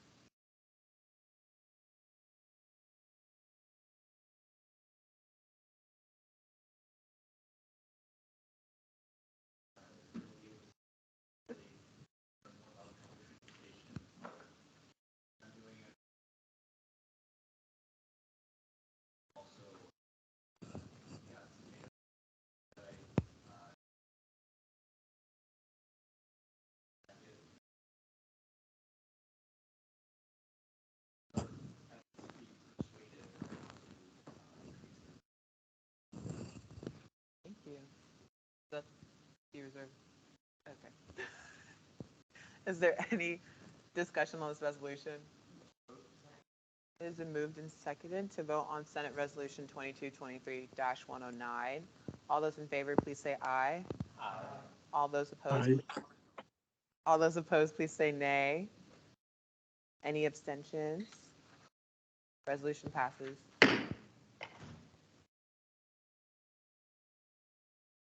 Senate Resolution 2223-110, a resolution to purchase NERS. 1.6 ounce boxes. Whereas the Ohio University Student Senate Rules and Procedures requires there to be a committee on the budget, and whereas the committee on the budget met with quorum to discuss the Ohio University Student Senate budget, and whereas the committee approved the budget below, and so be it resolved that Ohio University Student Senate confirms the requested budget amount below. Item description: 24-pack Nerds, 1.65 ounce boxes, price $31.99. We're on one quantity for a total of $31.99, for a grand total of $31.99. Primary sponsor, Mr. Brady Felt. Yeah, all the things that farmers market and farmers do, I'll get you out in Thank you, Brady. Secondary sponsor, Mr. Caden Hibbs. I apologize, we probably should have submitted all of them in one budget. It happens. I don't really know how many people like nerds. I'm hoping. But we'll see what happens. It's just for the farmers market, we're basically handing out flyers and they can learn more about the Athens Fund. Essentially might get moved back to 12 o'clock on April 3rd. I'm sure by the time we have the April session, we'll have the date and time. Thank you. Is there any discussion on this resolution? Second. It has been moved and seconded to vote on Senate Resolution 2223-110. All those in favor, please say aye. Aye. All those opposed, please say nay. Any abstentions? Resolution passes.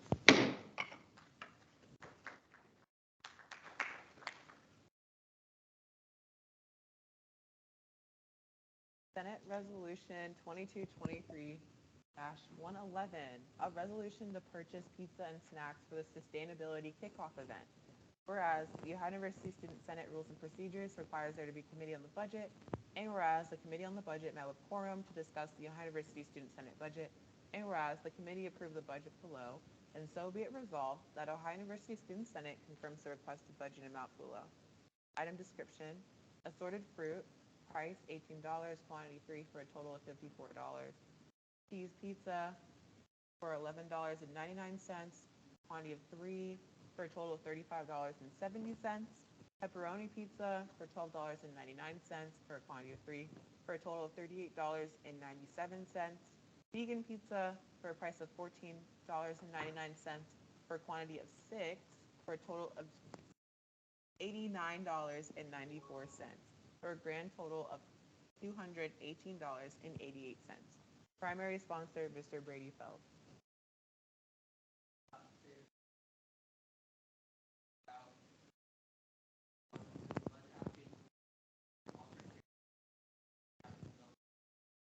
Secondary sponsor, Mr. Caden Hibbs. Yeah,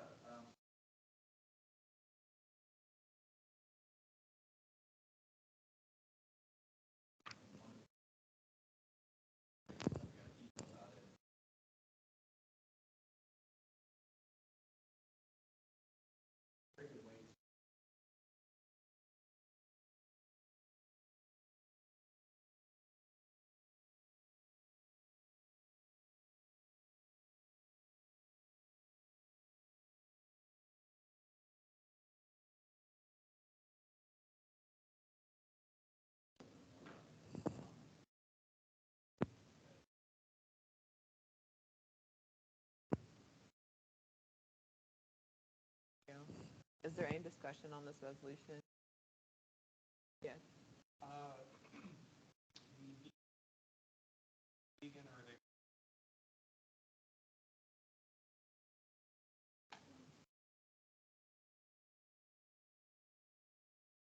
Yes. You're spending that much money, especially with those being yet not having anything.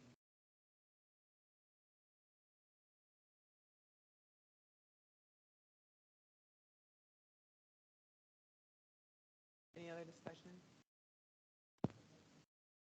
It has been moved and seconded to vote on Senate Resolution 2223-111. All those in favor, please say aye. Aye. Thank you. All those opposed, please say nay. Any abstentions? Resolution passes. Yay.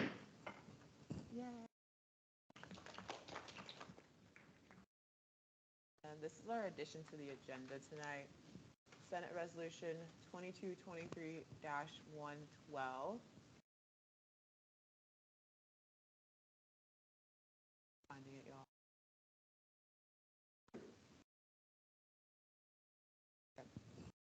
A resolution to appoint a member to the Budget Committee. Whereas there is a student senate at Ohio University, and whereas the rules and procedures states that there shall be a committee on the budget, and whereas there is currently a vacancy on the committee on the budget, and whereas applications were solicited, be it resolved that Virginia Dickens be appointed to the committee on the budget, and be it further resolved that this appointment be effective immediately following the adjournment of this meeting. Primary sponsor, Ms. Trinity Robinson. Virginia has previously sat on those committees. While she was on the committee, she provided great insight to budget templates that we reviewed. She also additionally conducts herself in a manner of such integrity that I am more than confident in her. Thank you. Secondary sponsor, Mr. Caden Kidd.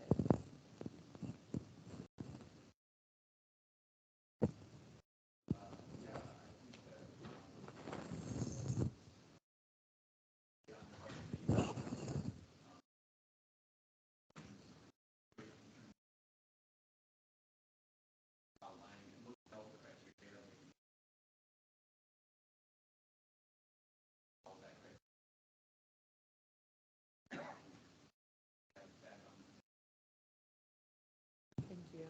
Is there any discussion on this resolution? It has been moved and seconded to vote on Senate Resolution 2223-112. All those in favor, please say aye. Aye. All those opposed, please say Aye. nay. I'm so sorry, Patterson.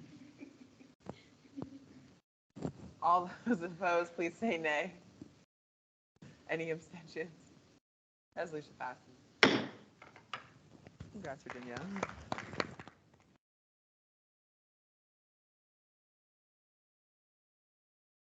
Commission report. We can start this way. Please use the microphone.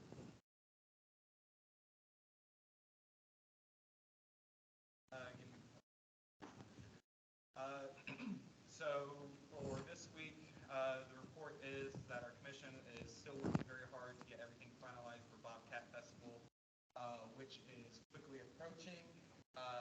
We ran into a hiccup today. We had to go hiccup and then we the LED putt-putt was no longer available. However, it's going to be regular putt-putt. It's exactly the same. No sparkly lights. However, and because that they had promised that and we had already signed the contract, they have agreed to give us a new game for free. So we're getting more.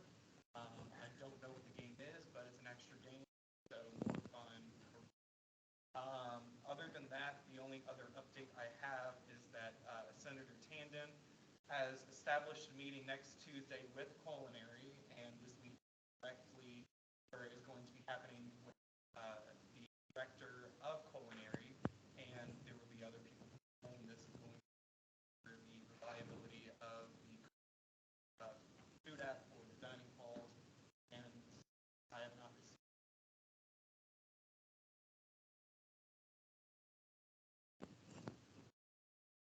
Resident Life Committee has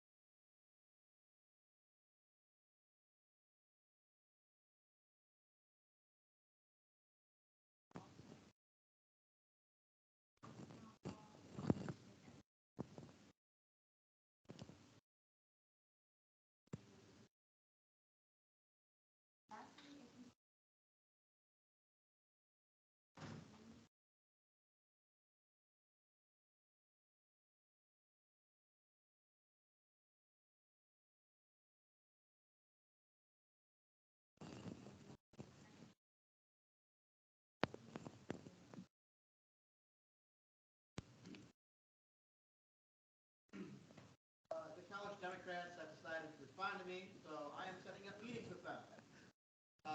Hopefully, I will be able to meet with them within the coming weeks. And then same thing with the college Republicans. Finally, my constituents decided to respond to their emails. So An that's a victory accomplishment. for me today. We will also revisit the fire chief to attempt to put it to the floor in a revised manner. And I'm now putting into motion other efforts for other ways of that. Thank you, Senator. Commissioner Bergman. Hi everyone. I am very tired, but I'm also very excited for where I am now. So I met with Ms. Jennifer Bowie, who is the Chief of Staff to the VP University Advancement and Development. What that means is that she knows all the people that are part of the Ebony Bobcat Network. And I'm just very excited that she gave me a lot of information to help not only Black students get in touch with that, but also she was very eager to help the process and see what that looks like. And yeah, I'm just very excited to work with her. She's an amazing lady, and she also gave a college student a free coffee. So that was a win this morning. But that's it in my report. Thank you. Okay, happy Women's History Month. I hope everyone had a great and relaxing spring break before I talk your ears off. This week we are collaborating with WPA for Women's Empowerment Week. So tomorrow, the Margaret Boyd Scholars also, along with WPA, are doing a Spread the Love campaign on Instagram. So if everyone wants to post their favorite women or how they feel empowered around campus, or just spread some general good vibes, keep an eye out for that on all your socials. Additionally, Friday at the AOPI House, they're doing some professional development stuff. So they will have reviewing resumes, doing a LinkedIn workshop, and all of those sorts of things if you are interested. On March 31st, we have our Women's History Month wrap-up event. We have 10 organizations confirmed to come table. We have OU alum and last year's Miss Ohio coming, and we have Divine Feline and OU Dance Group coming to perform. Today, Senator Huntsman and I also met with Letitia, the Assistant Director of the Women's Center, and she and the Women's Center plan to have a table and are also working on acquiring funds to sponsor some female-owned cold brew to be our refreshments for the events. So mark your calendars. It is 1 to 4 in the Rotunda on the 31st. On March 27th, in the Baker 4th floor atrium from 4 to 6, we're collaborating with the Women's Center for their Women's History Month trivia event, which is the Women's Center wrap-up event.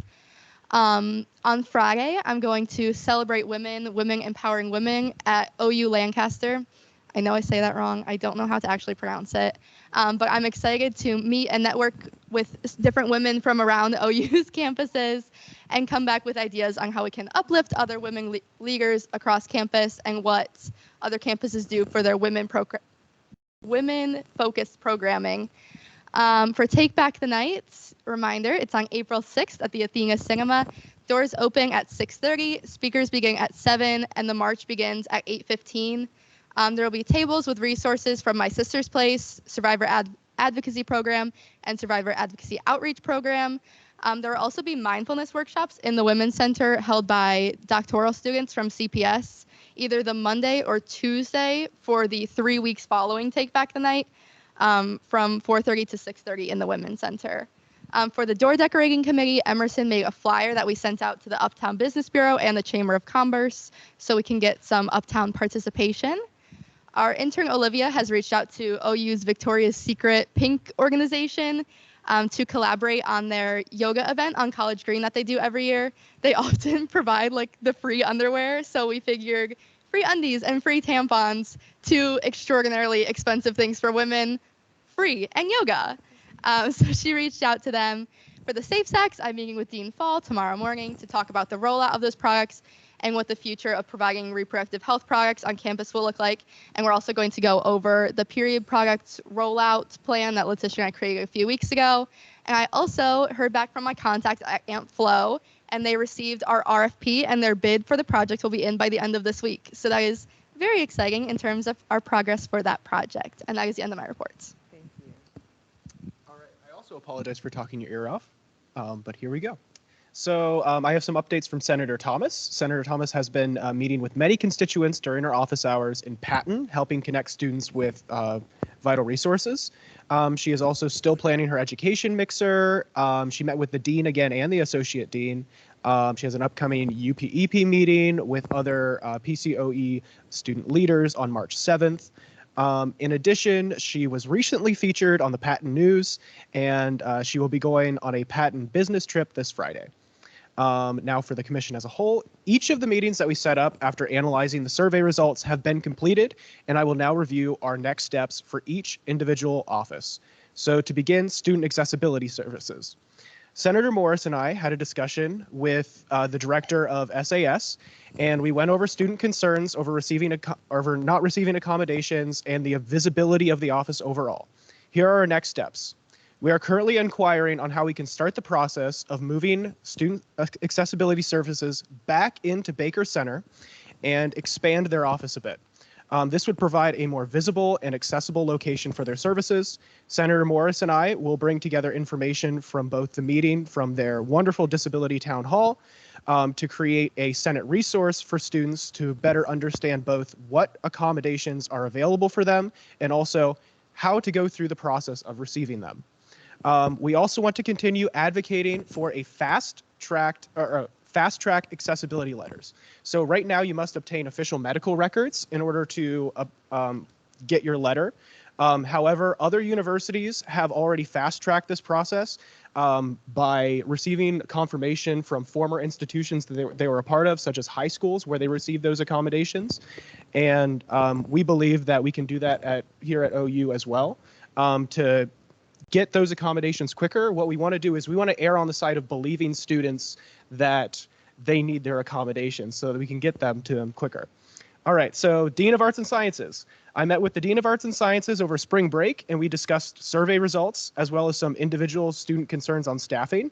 I have received a note of all the arts and sciences departments that have been approved to seek new faculty for the upcoming year.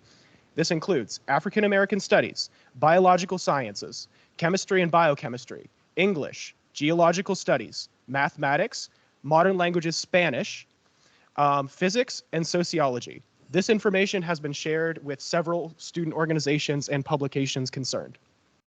CPS. Senator Handel and I received promotional materials from Campus Psychological Services, which we are going to use to make our mental wellness one-stop resource. Senator Handel is working hard to create a draft for the resource, and we hope to sit down with CPS staff to finalize things before sharing this with students. Our goal is to create a more approachable resource for students to learn how to get help. Next, I met with the whole Academic Achievement Center leadership team on Monday to discuss student concerns from the survey. And I have some good news. TutorTrack is going to be replaced with an upgraded system over the next summer semesters. We also had a discussion on how we can better utilize or create learning spaces on campus. I plan to work with other members of this body soon to form a survey for students to comment on how learning spaces can be improved on campus. Let me know if anyone is interested in discussing that. I am also staying in contact with the academic coaching coordinator to promote their currently underutilized services through tabling events in April. And also workshop an idea for a collaboration between Senate and AAC events called Student Success Sessions, where academic coaching can be integrated. Next, Vice Commissioner Beam and I met with the Director of Academic Advising, Jenny Klein, to discuss the new advising model rollout and its implications, as well as student concerns. Our concerns will be communicated now to the entire Ohio advising system, and we will also be promoting their advising experience survey through our tabling sessions, and they have also offered to provide free t-shirts for us to pass out from their 15 to Finish campaign. Also, I'd like to mention tabling for these various academic affairs initiatives will occur on April 6th, April 11th, and April 13th, and that will be included in my commission report on the minutes. Okay, I'm almost done, I promise. We met with the provost this morning, Vice Commissioner Beam and I. We met with Provost Sayers, and our topics of discussion were creating mid-semester course evaluations to promote classroom accountability, making Election Day an academic calendar holiday, fast-tracking letters for accessibility accommodations, and incorporating excused absences for wellness days, especially mental health wellness days, into all syllabi. I look forward to sharing updates on these initiatives through the month of April, as I now have much more optimism that we will see results. And then finally, Finals Fest. Thank you all for passing the budget for Finals Fest. We now move into our PR phase, and we have plenty of time to do tabling events and social media to promote this event. A reminder that this event will take place on the second and third floors of Baker Center on Saturday, April 29th, 4 to 7 p.m. And that is the end of my report. Thank you.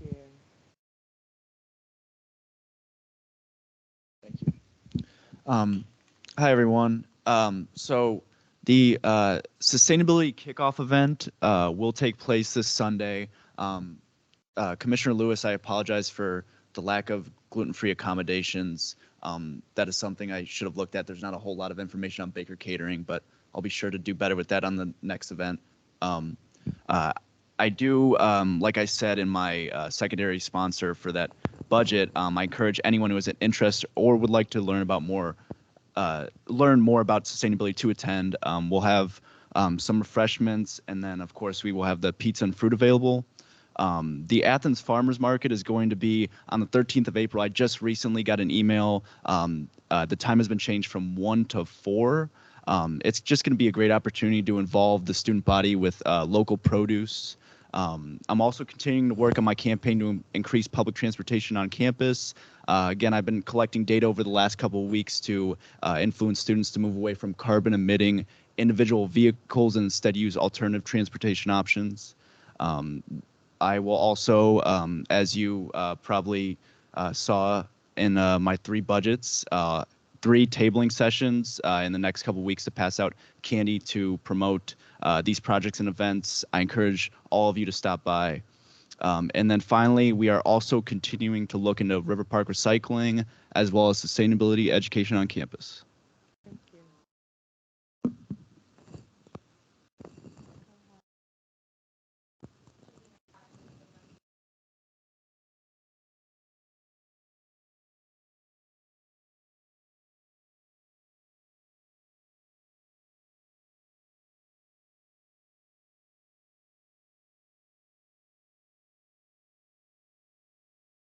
Can you hear me? We can hear you now. Thank you. Okay. Hi everyone, good evening. Okay, so for my report today, the week of April, what is it? April 5th to the 8th will be International Week, and it culminates with on April 8th, which is the Saturday, they will be having the International Street Fair, and so I encourage everyone to attend. There will be different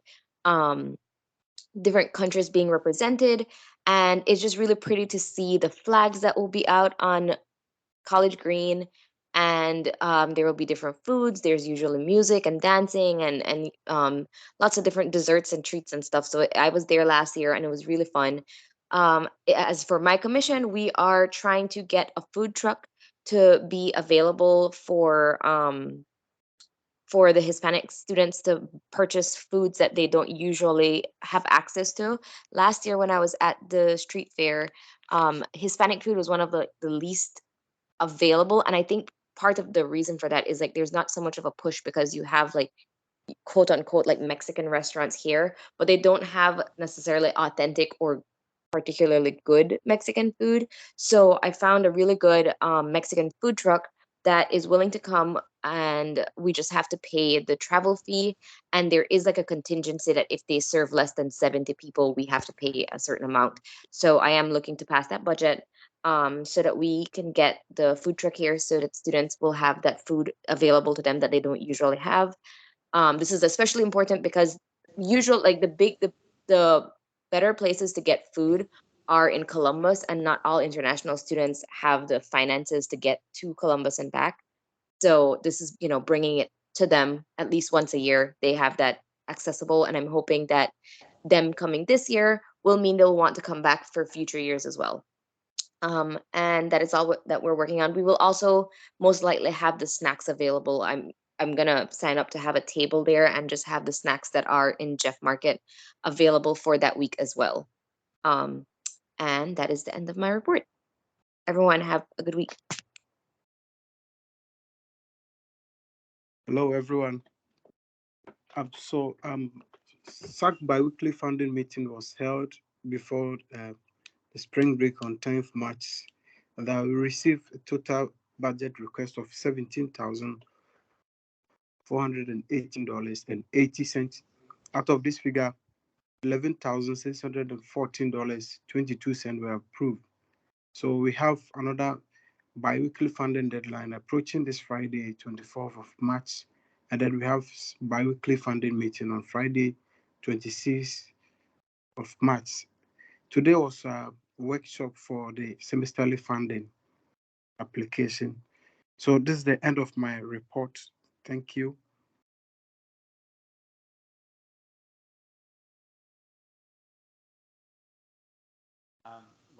Before we do my Senate committee report, I do have a commission from Happy Pride Week, all. Just a quick reminder that our craft social is happening Friday. It'll be in Baker Center 366 between 4 to 7 p.m. Craft supplies will be provided, and we'll have lots of very gay music and fun community. So you all come.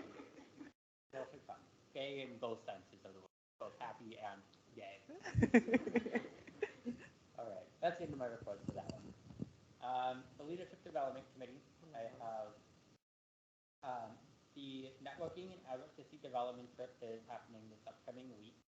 If you are attending that trip, please check your emails both tomorrow and on Friday. There's lots of important information away. If you have not yet, please make sure that you fill out your emergency contact information form.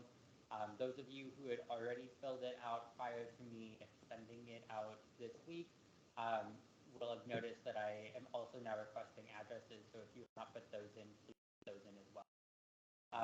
Unfortunately, I do not yet have an exact list of representatives who we will be meeting with. However, I hope to receive that list from Director Bouchard no later than tomorrow.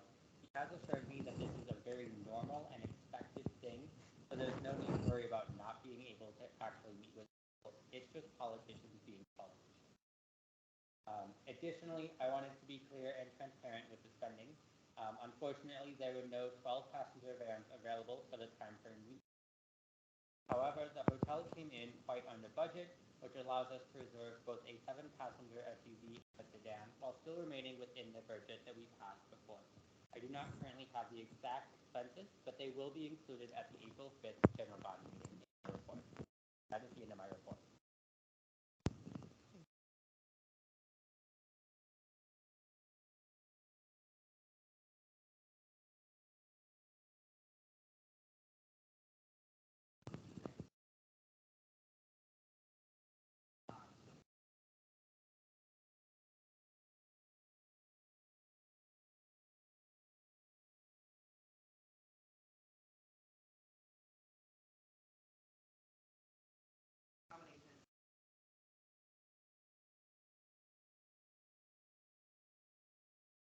Any other Senate committee reports? If you have budget submission,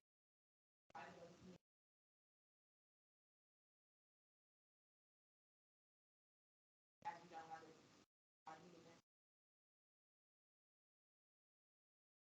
town hall be next Wednesday.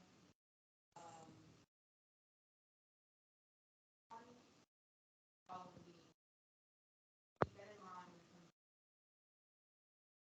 Lastly, if you ever need any assistance with find it or fire, I have a paper. Thank you. For University Policy Review Committee, you should receive an email by the end of this week if you have not, asking for your availability. So please respond to that so we can go ahead and schedule a time to go over it. That's it. Diversity Committee report. I have mine. Today was the last SHIP meeting, which is basically over student insurance. And they have a lot of notes that they would like to share with the body regarding student insurance. They wanted to come and present. I'm not sure about that, but we will be having a report put together that's inclusive of all the things that have happened this past year so that students are aware of our student insurance policies. Typically in that committee, our president of Graduate Student Senate also sits on that committee, and I know that she and a lot of graduate students yes, Kubra, have a lot of concerns about insurance policies. It's typically not something that we hear from undergraduate students, especially since many students are still dependents. However, this is important, and I wanted to make sure this information got to the body. I was not able to attend because I was at another thing. However, it's important information. Just want to let everyone know. Any other reports? Okay. Yay. Okay, well, hello everyone. Thank you for sitting through a nice long meeting. Welcome to the 10th weeks of class. I hope you've enjoyed your break. Today was the day that Ohio announced our next president, which is Dr. Lori Stewart Gonzalez.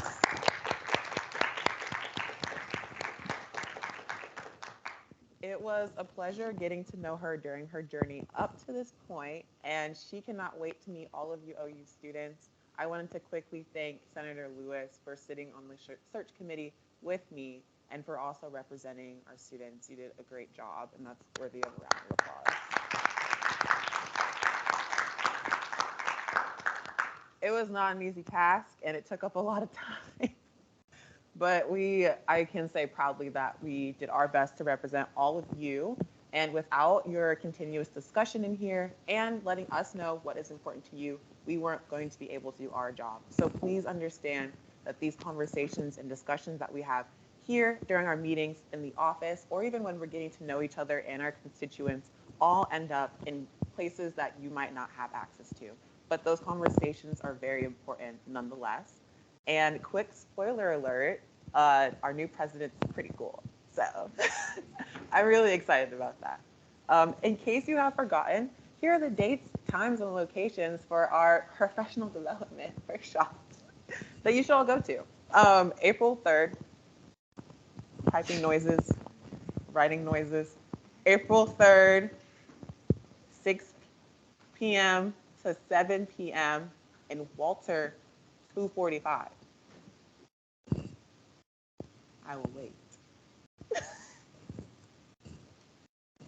3rd, 6 to 7. Yes. It can be. It will be followed up. But I want to make sure y'all hear me now.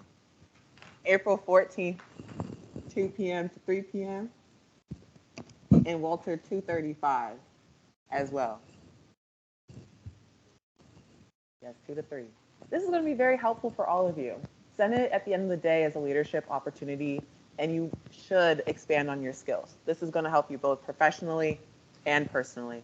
Please take this time to learn those skills. And lastly, I have the inspiring privilege of accepting compliments on your behalf from all staff, faculty, and administration, and I wanted to pass along the kindness to you all. As the month continues and also as election season continues, I wanted to pass along just a tad bit of wisdom. A year ago, I couldn't even have fathomed that I would be in this position today. It wasn't until right after spring break that I decided I was going to run for Student Senate President. This crazy. However, what happens when you take a leap of faith and listen to the people who inspire you and look to you, and people who truly can see something in you? All year, you all have been looking at other people and have been seeing inspiring things out of them and wanting to help our campus. And I just want to say that all of you are my why, and I see that in all of you every day. So please, if there's anything that you're thinking I am not capable of doing or I can't get done, I want to let you all know that I think you can. And if you ever want someone to be your cheerleader, I am forever your biggest supporter. So please don't hesitate to let me know. But yeah, that's the end of my report. Hello all and welcome back. Hopefully you're feeling more refreshed than I am as we move into the last half of the semester. I'm sure you all can tell, but this section of the semester is going to be increasingly busy between events, elections, and our schoolwork obligations. So to that point, if you are planning an event and you still need space reserved for it, please let me know as soon as possible because space is becoming quickly limited across this whole campus. It is very busy out there. Please also let me know so that I can add it to the Senate calendar. I want to make sure that you all do not accidentally schedule your wonderful events at the same time because we don't want that. I want to see all of y'all at each other's events. I want to go to all of y'all events, and I can't do that if I have to choose between events. Nobody wants that. Commissioners, please remember to keep working on your transition reports. Our next check-in is during our next one-on-one, which are and then, although I am sure that this will be mentioned in either Executive Justice Silos or Graduate Assistant Khadijah's report, applications for next year's commissioner positions, as well as the Chief of Staff and PR Director, will be opening up on Friday. So please encourage your peers to apply for any of those and also expect to answer some questions from others about your position from any potential applicant. I hope you all respond to these questions honestly about your position and your time in Senate. And similar to what President Shoulders touched on at the end of her report, I am very proud of the work that we have all done. As I look around this body, I see a Senate that is completely different from last year. I see a Senate that administrators not only know about, but they brag about to other people. I was in a leadership reception today to welcome the President-elect Gonzalez. Yes. And there were many administrators in there who knew all of you, who knew your names, who were talking about all of the amazing things that we are doing in this body. And that is partly why President-elect Gonzalez is so excited to be here, to get to work with students like ourselves who are doing the work that we're doing. So I just want to let you all know that I'm very proud of you, and I think you should keep it up and keep the energy as we move into this very busy, very hectic time in the semester. That's the end of my report.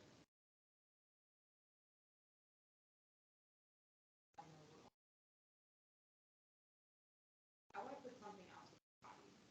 So when you're bringing different and or legislation regarding pertinent issues, student body, one, prioritize speaking with in multiple engaging your direct thoughts. But two, if you are not successful in getting it through the body, that is why you should see how much this we have.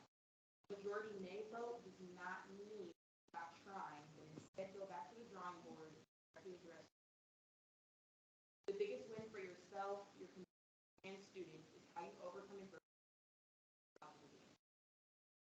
As far as the retreat on April 15th, I received most of the responses for everyone's information. If you have not, like if you know you're sitting right now and you did not know, like open it. It takes less than 30 seconds. It takes literally no time at all. And if you also are like, oh yeah, please come. I have to listen to everybody and get it. But yes, just a reminder, the retreat is scheduled for Saturday, April 5th, 1 to 5 p.m. If you have any legitimate reasons that you're not able to attend, please. To plan for the retreat, do not plan to be sitting the entire time. We're active, but not too active. Like, don't think you're gonna do too much.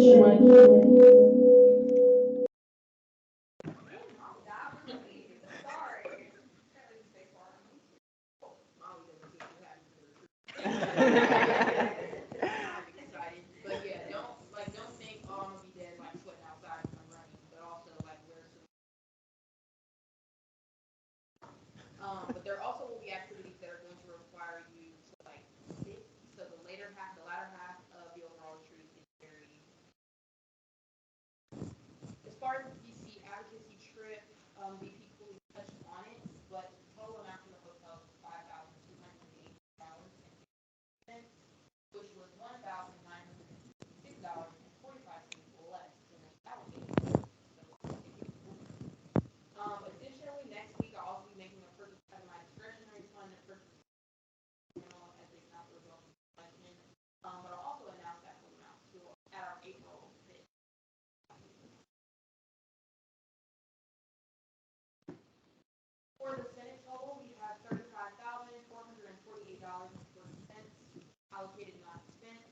$39,274.05. Not allocated nor spent, $28,001.65. For our stock total, we have $141, or $141,940.09. For spot, we have $140,920.90. For youth fund, but that will be out. Like after we have a biweekly funding deadline this Friday, we make it today, so that will be gone. But all these numbers are true and accurate to the knowledge and with that I get. So everybody, I hope you had a restful spring break and that the transition back to classes and homework and all that isn't going to be terribly hard. Please, please, please remember to clock your office hours. Next week I'm going to start sending emails for those who are very big referral. Just so that send me your reports, please. By the next time you gave a committee report, you gave a commission report, you gave any kind of report, please send it to me. If you want to know what I do or do what I do next year, please come talk to me. Nobody should go to the position line. So please talk to me. I will tell you everything that I can about what I do. And then to wrap up my report, my historian has an announcement for the body. So Maggie, take it away.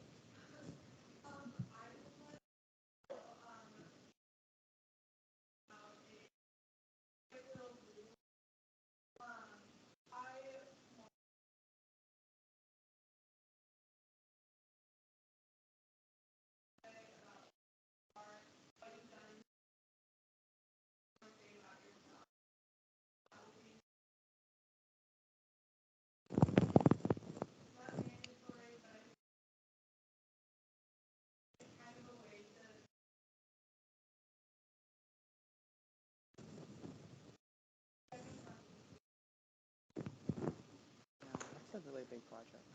And with that, that is the end. Hey guys, town hall next Wednesday, March 29th, 7 p.m. So we can probably start at 7 p.m. Same room as general body meetings. Flyers are going to be passed in sent out, or if not, I can send out either or words. Please send a word and ask your friends to come or fill out the survey. There's also going to be a live stream option as well. So you can do that.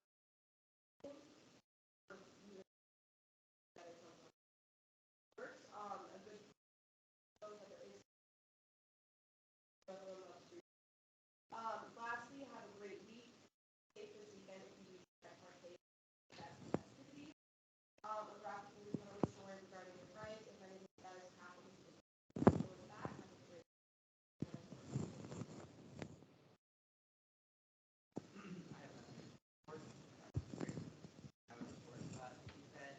As always, JP is still looking for one more associate justice and have is on the ball.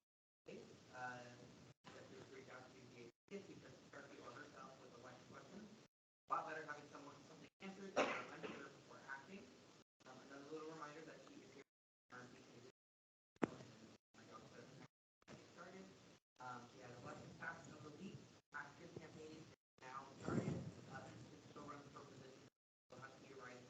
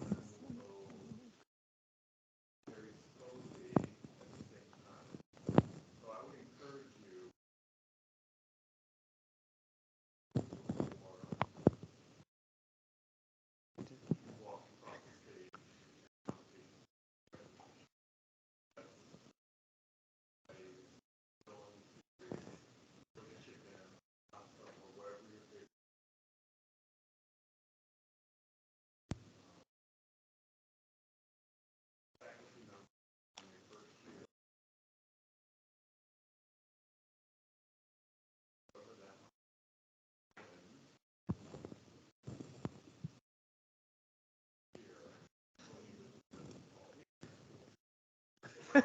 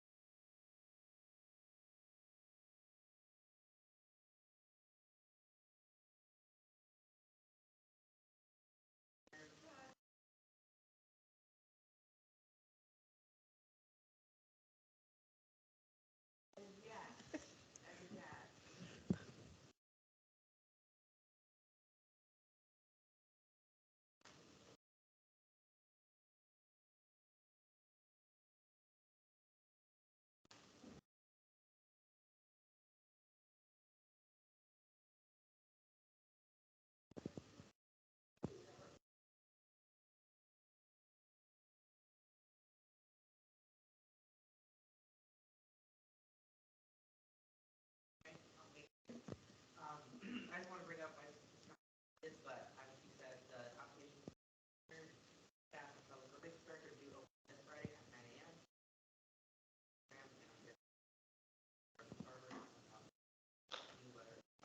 Those who are currently in those roles and you would have to reapply, keep that in mind. You also know there's a reason you are guaranteed. Interviews with the 3 new execs and myself will be starting after April 10th, the week after our ended. Other than that,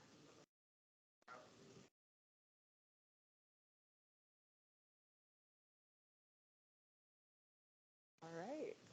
Is there? Thanks. Meeting adjourned. I'm not fighting with y'all about Robert's rules.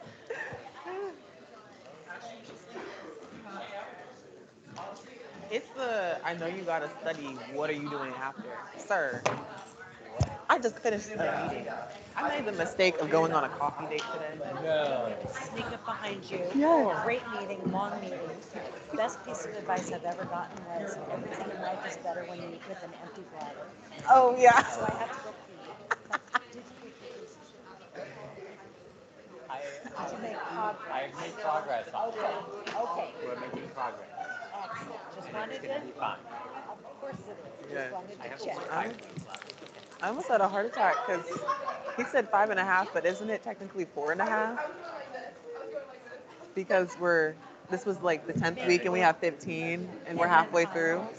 Yeah, because finals week would be that 16th week, right? I swear. I swear. No. Because that's when he said that. I was like, wait.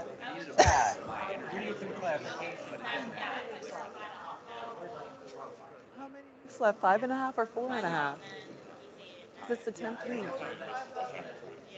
Oh, so it's an initial 5. 15 in general.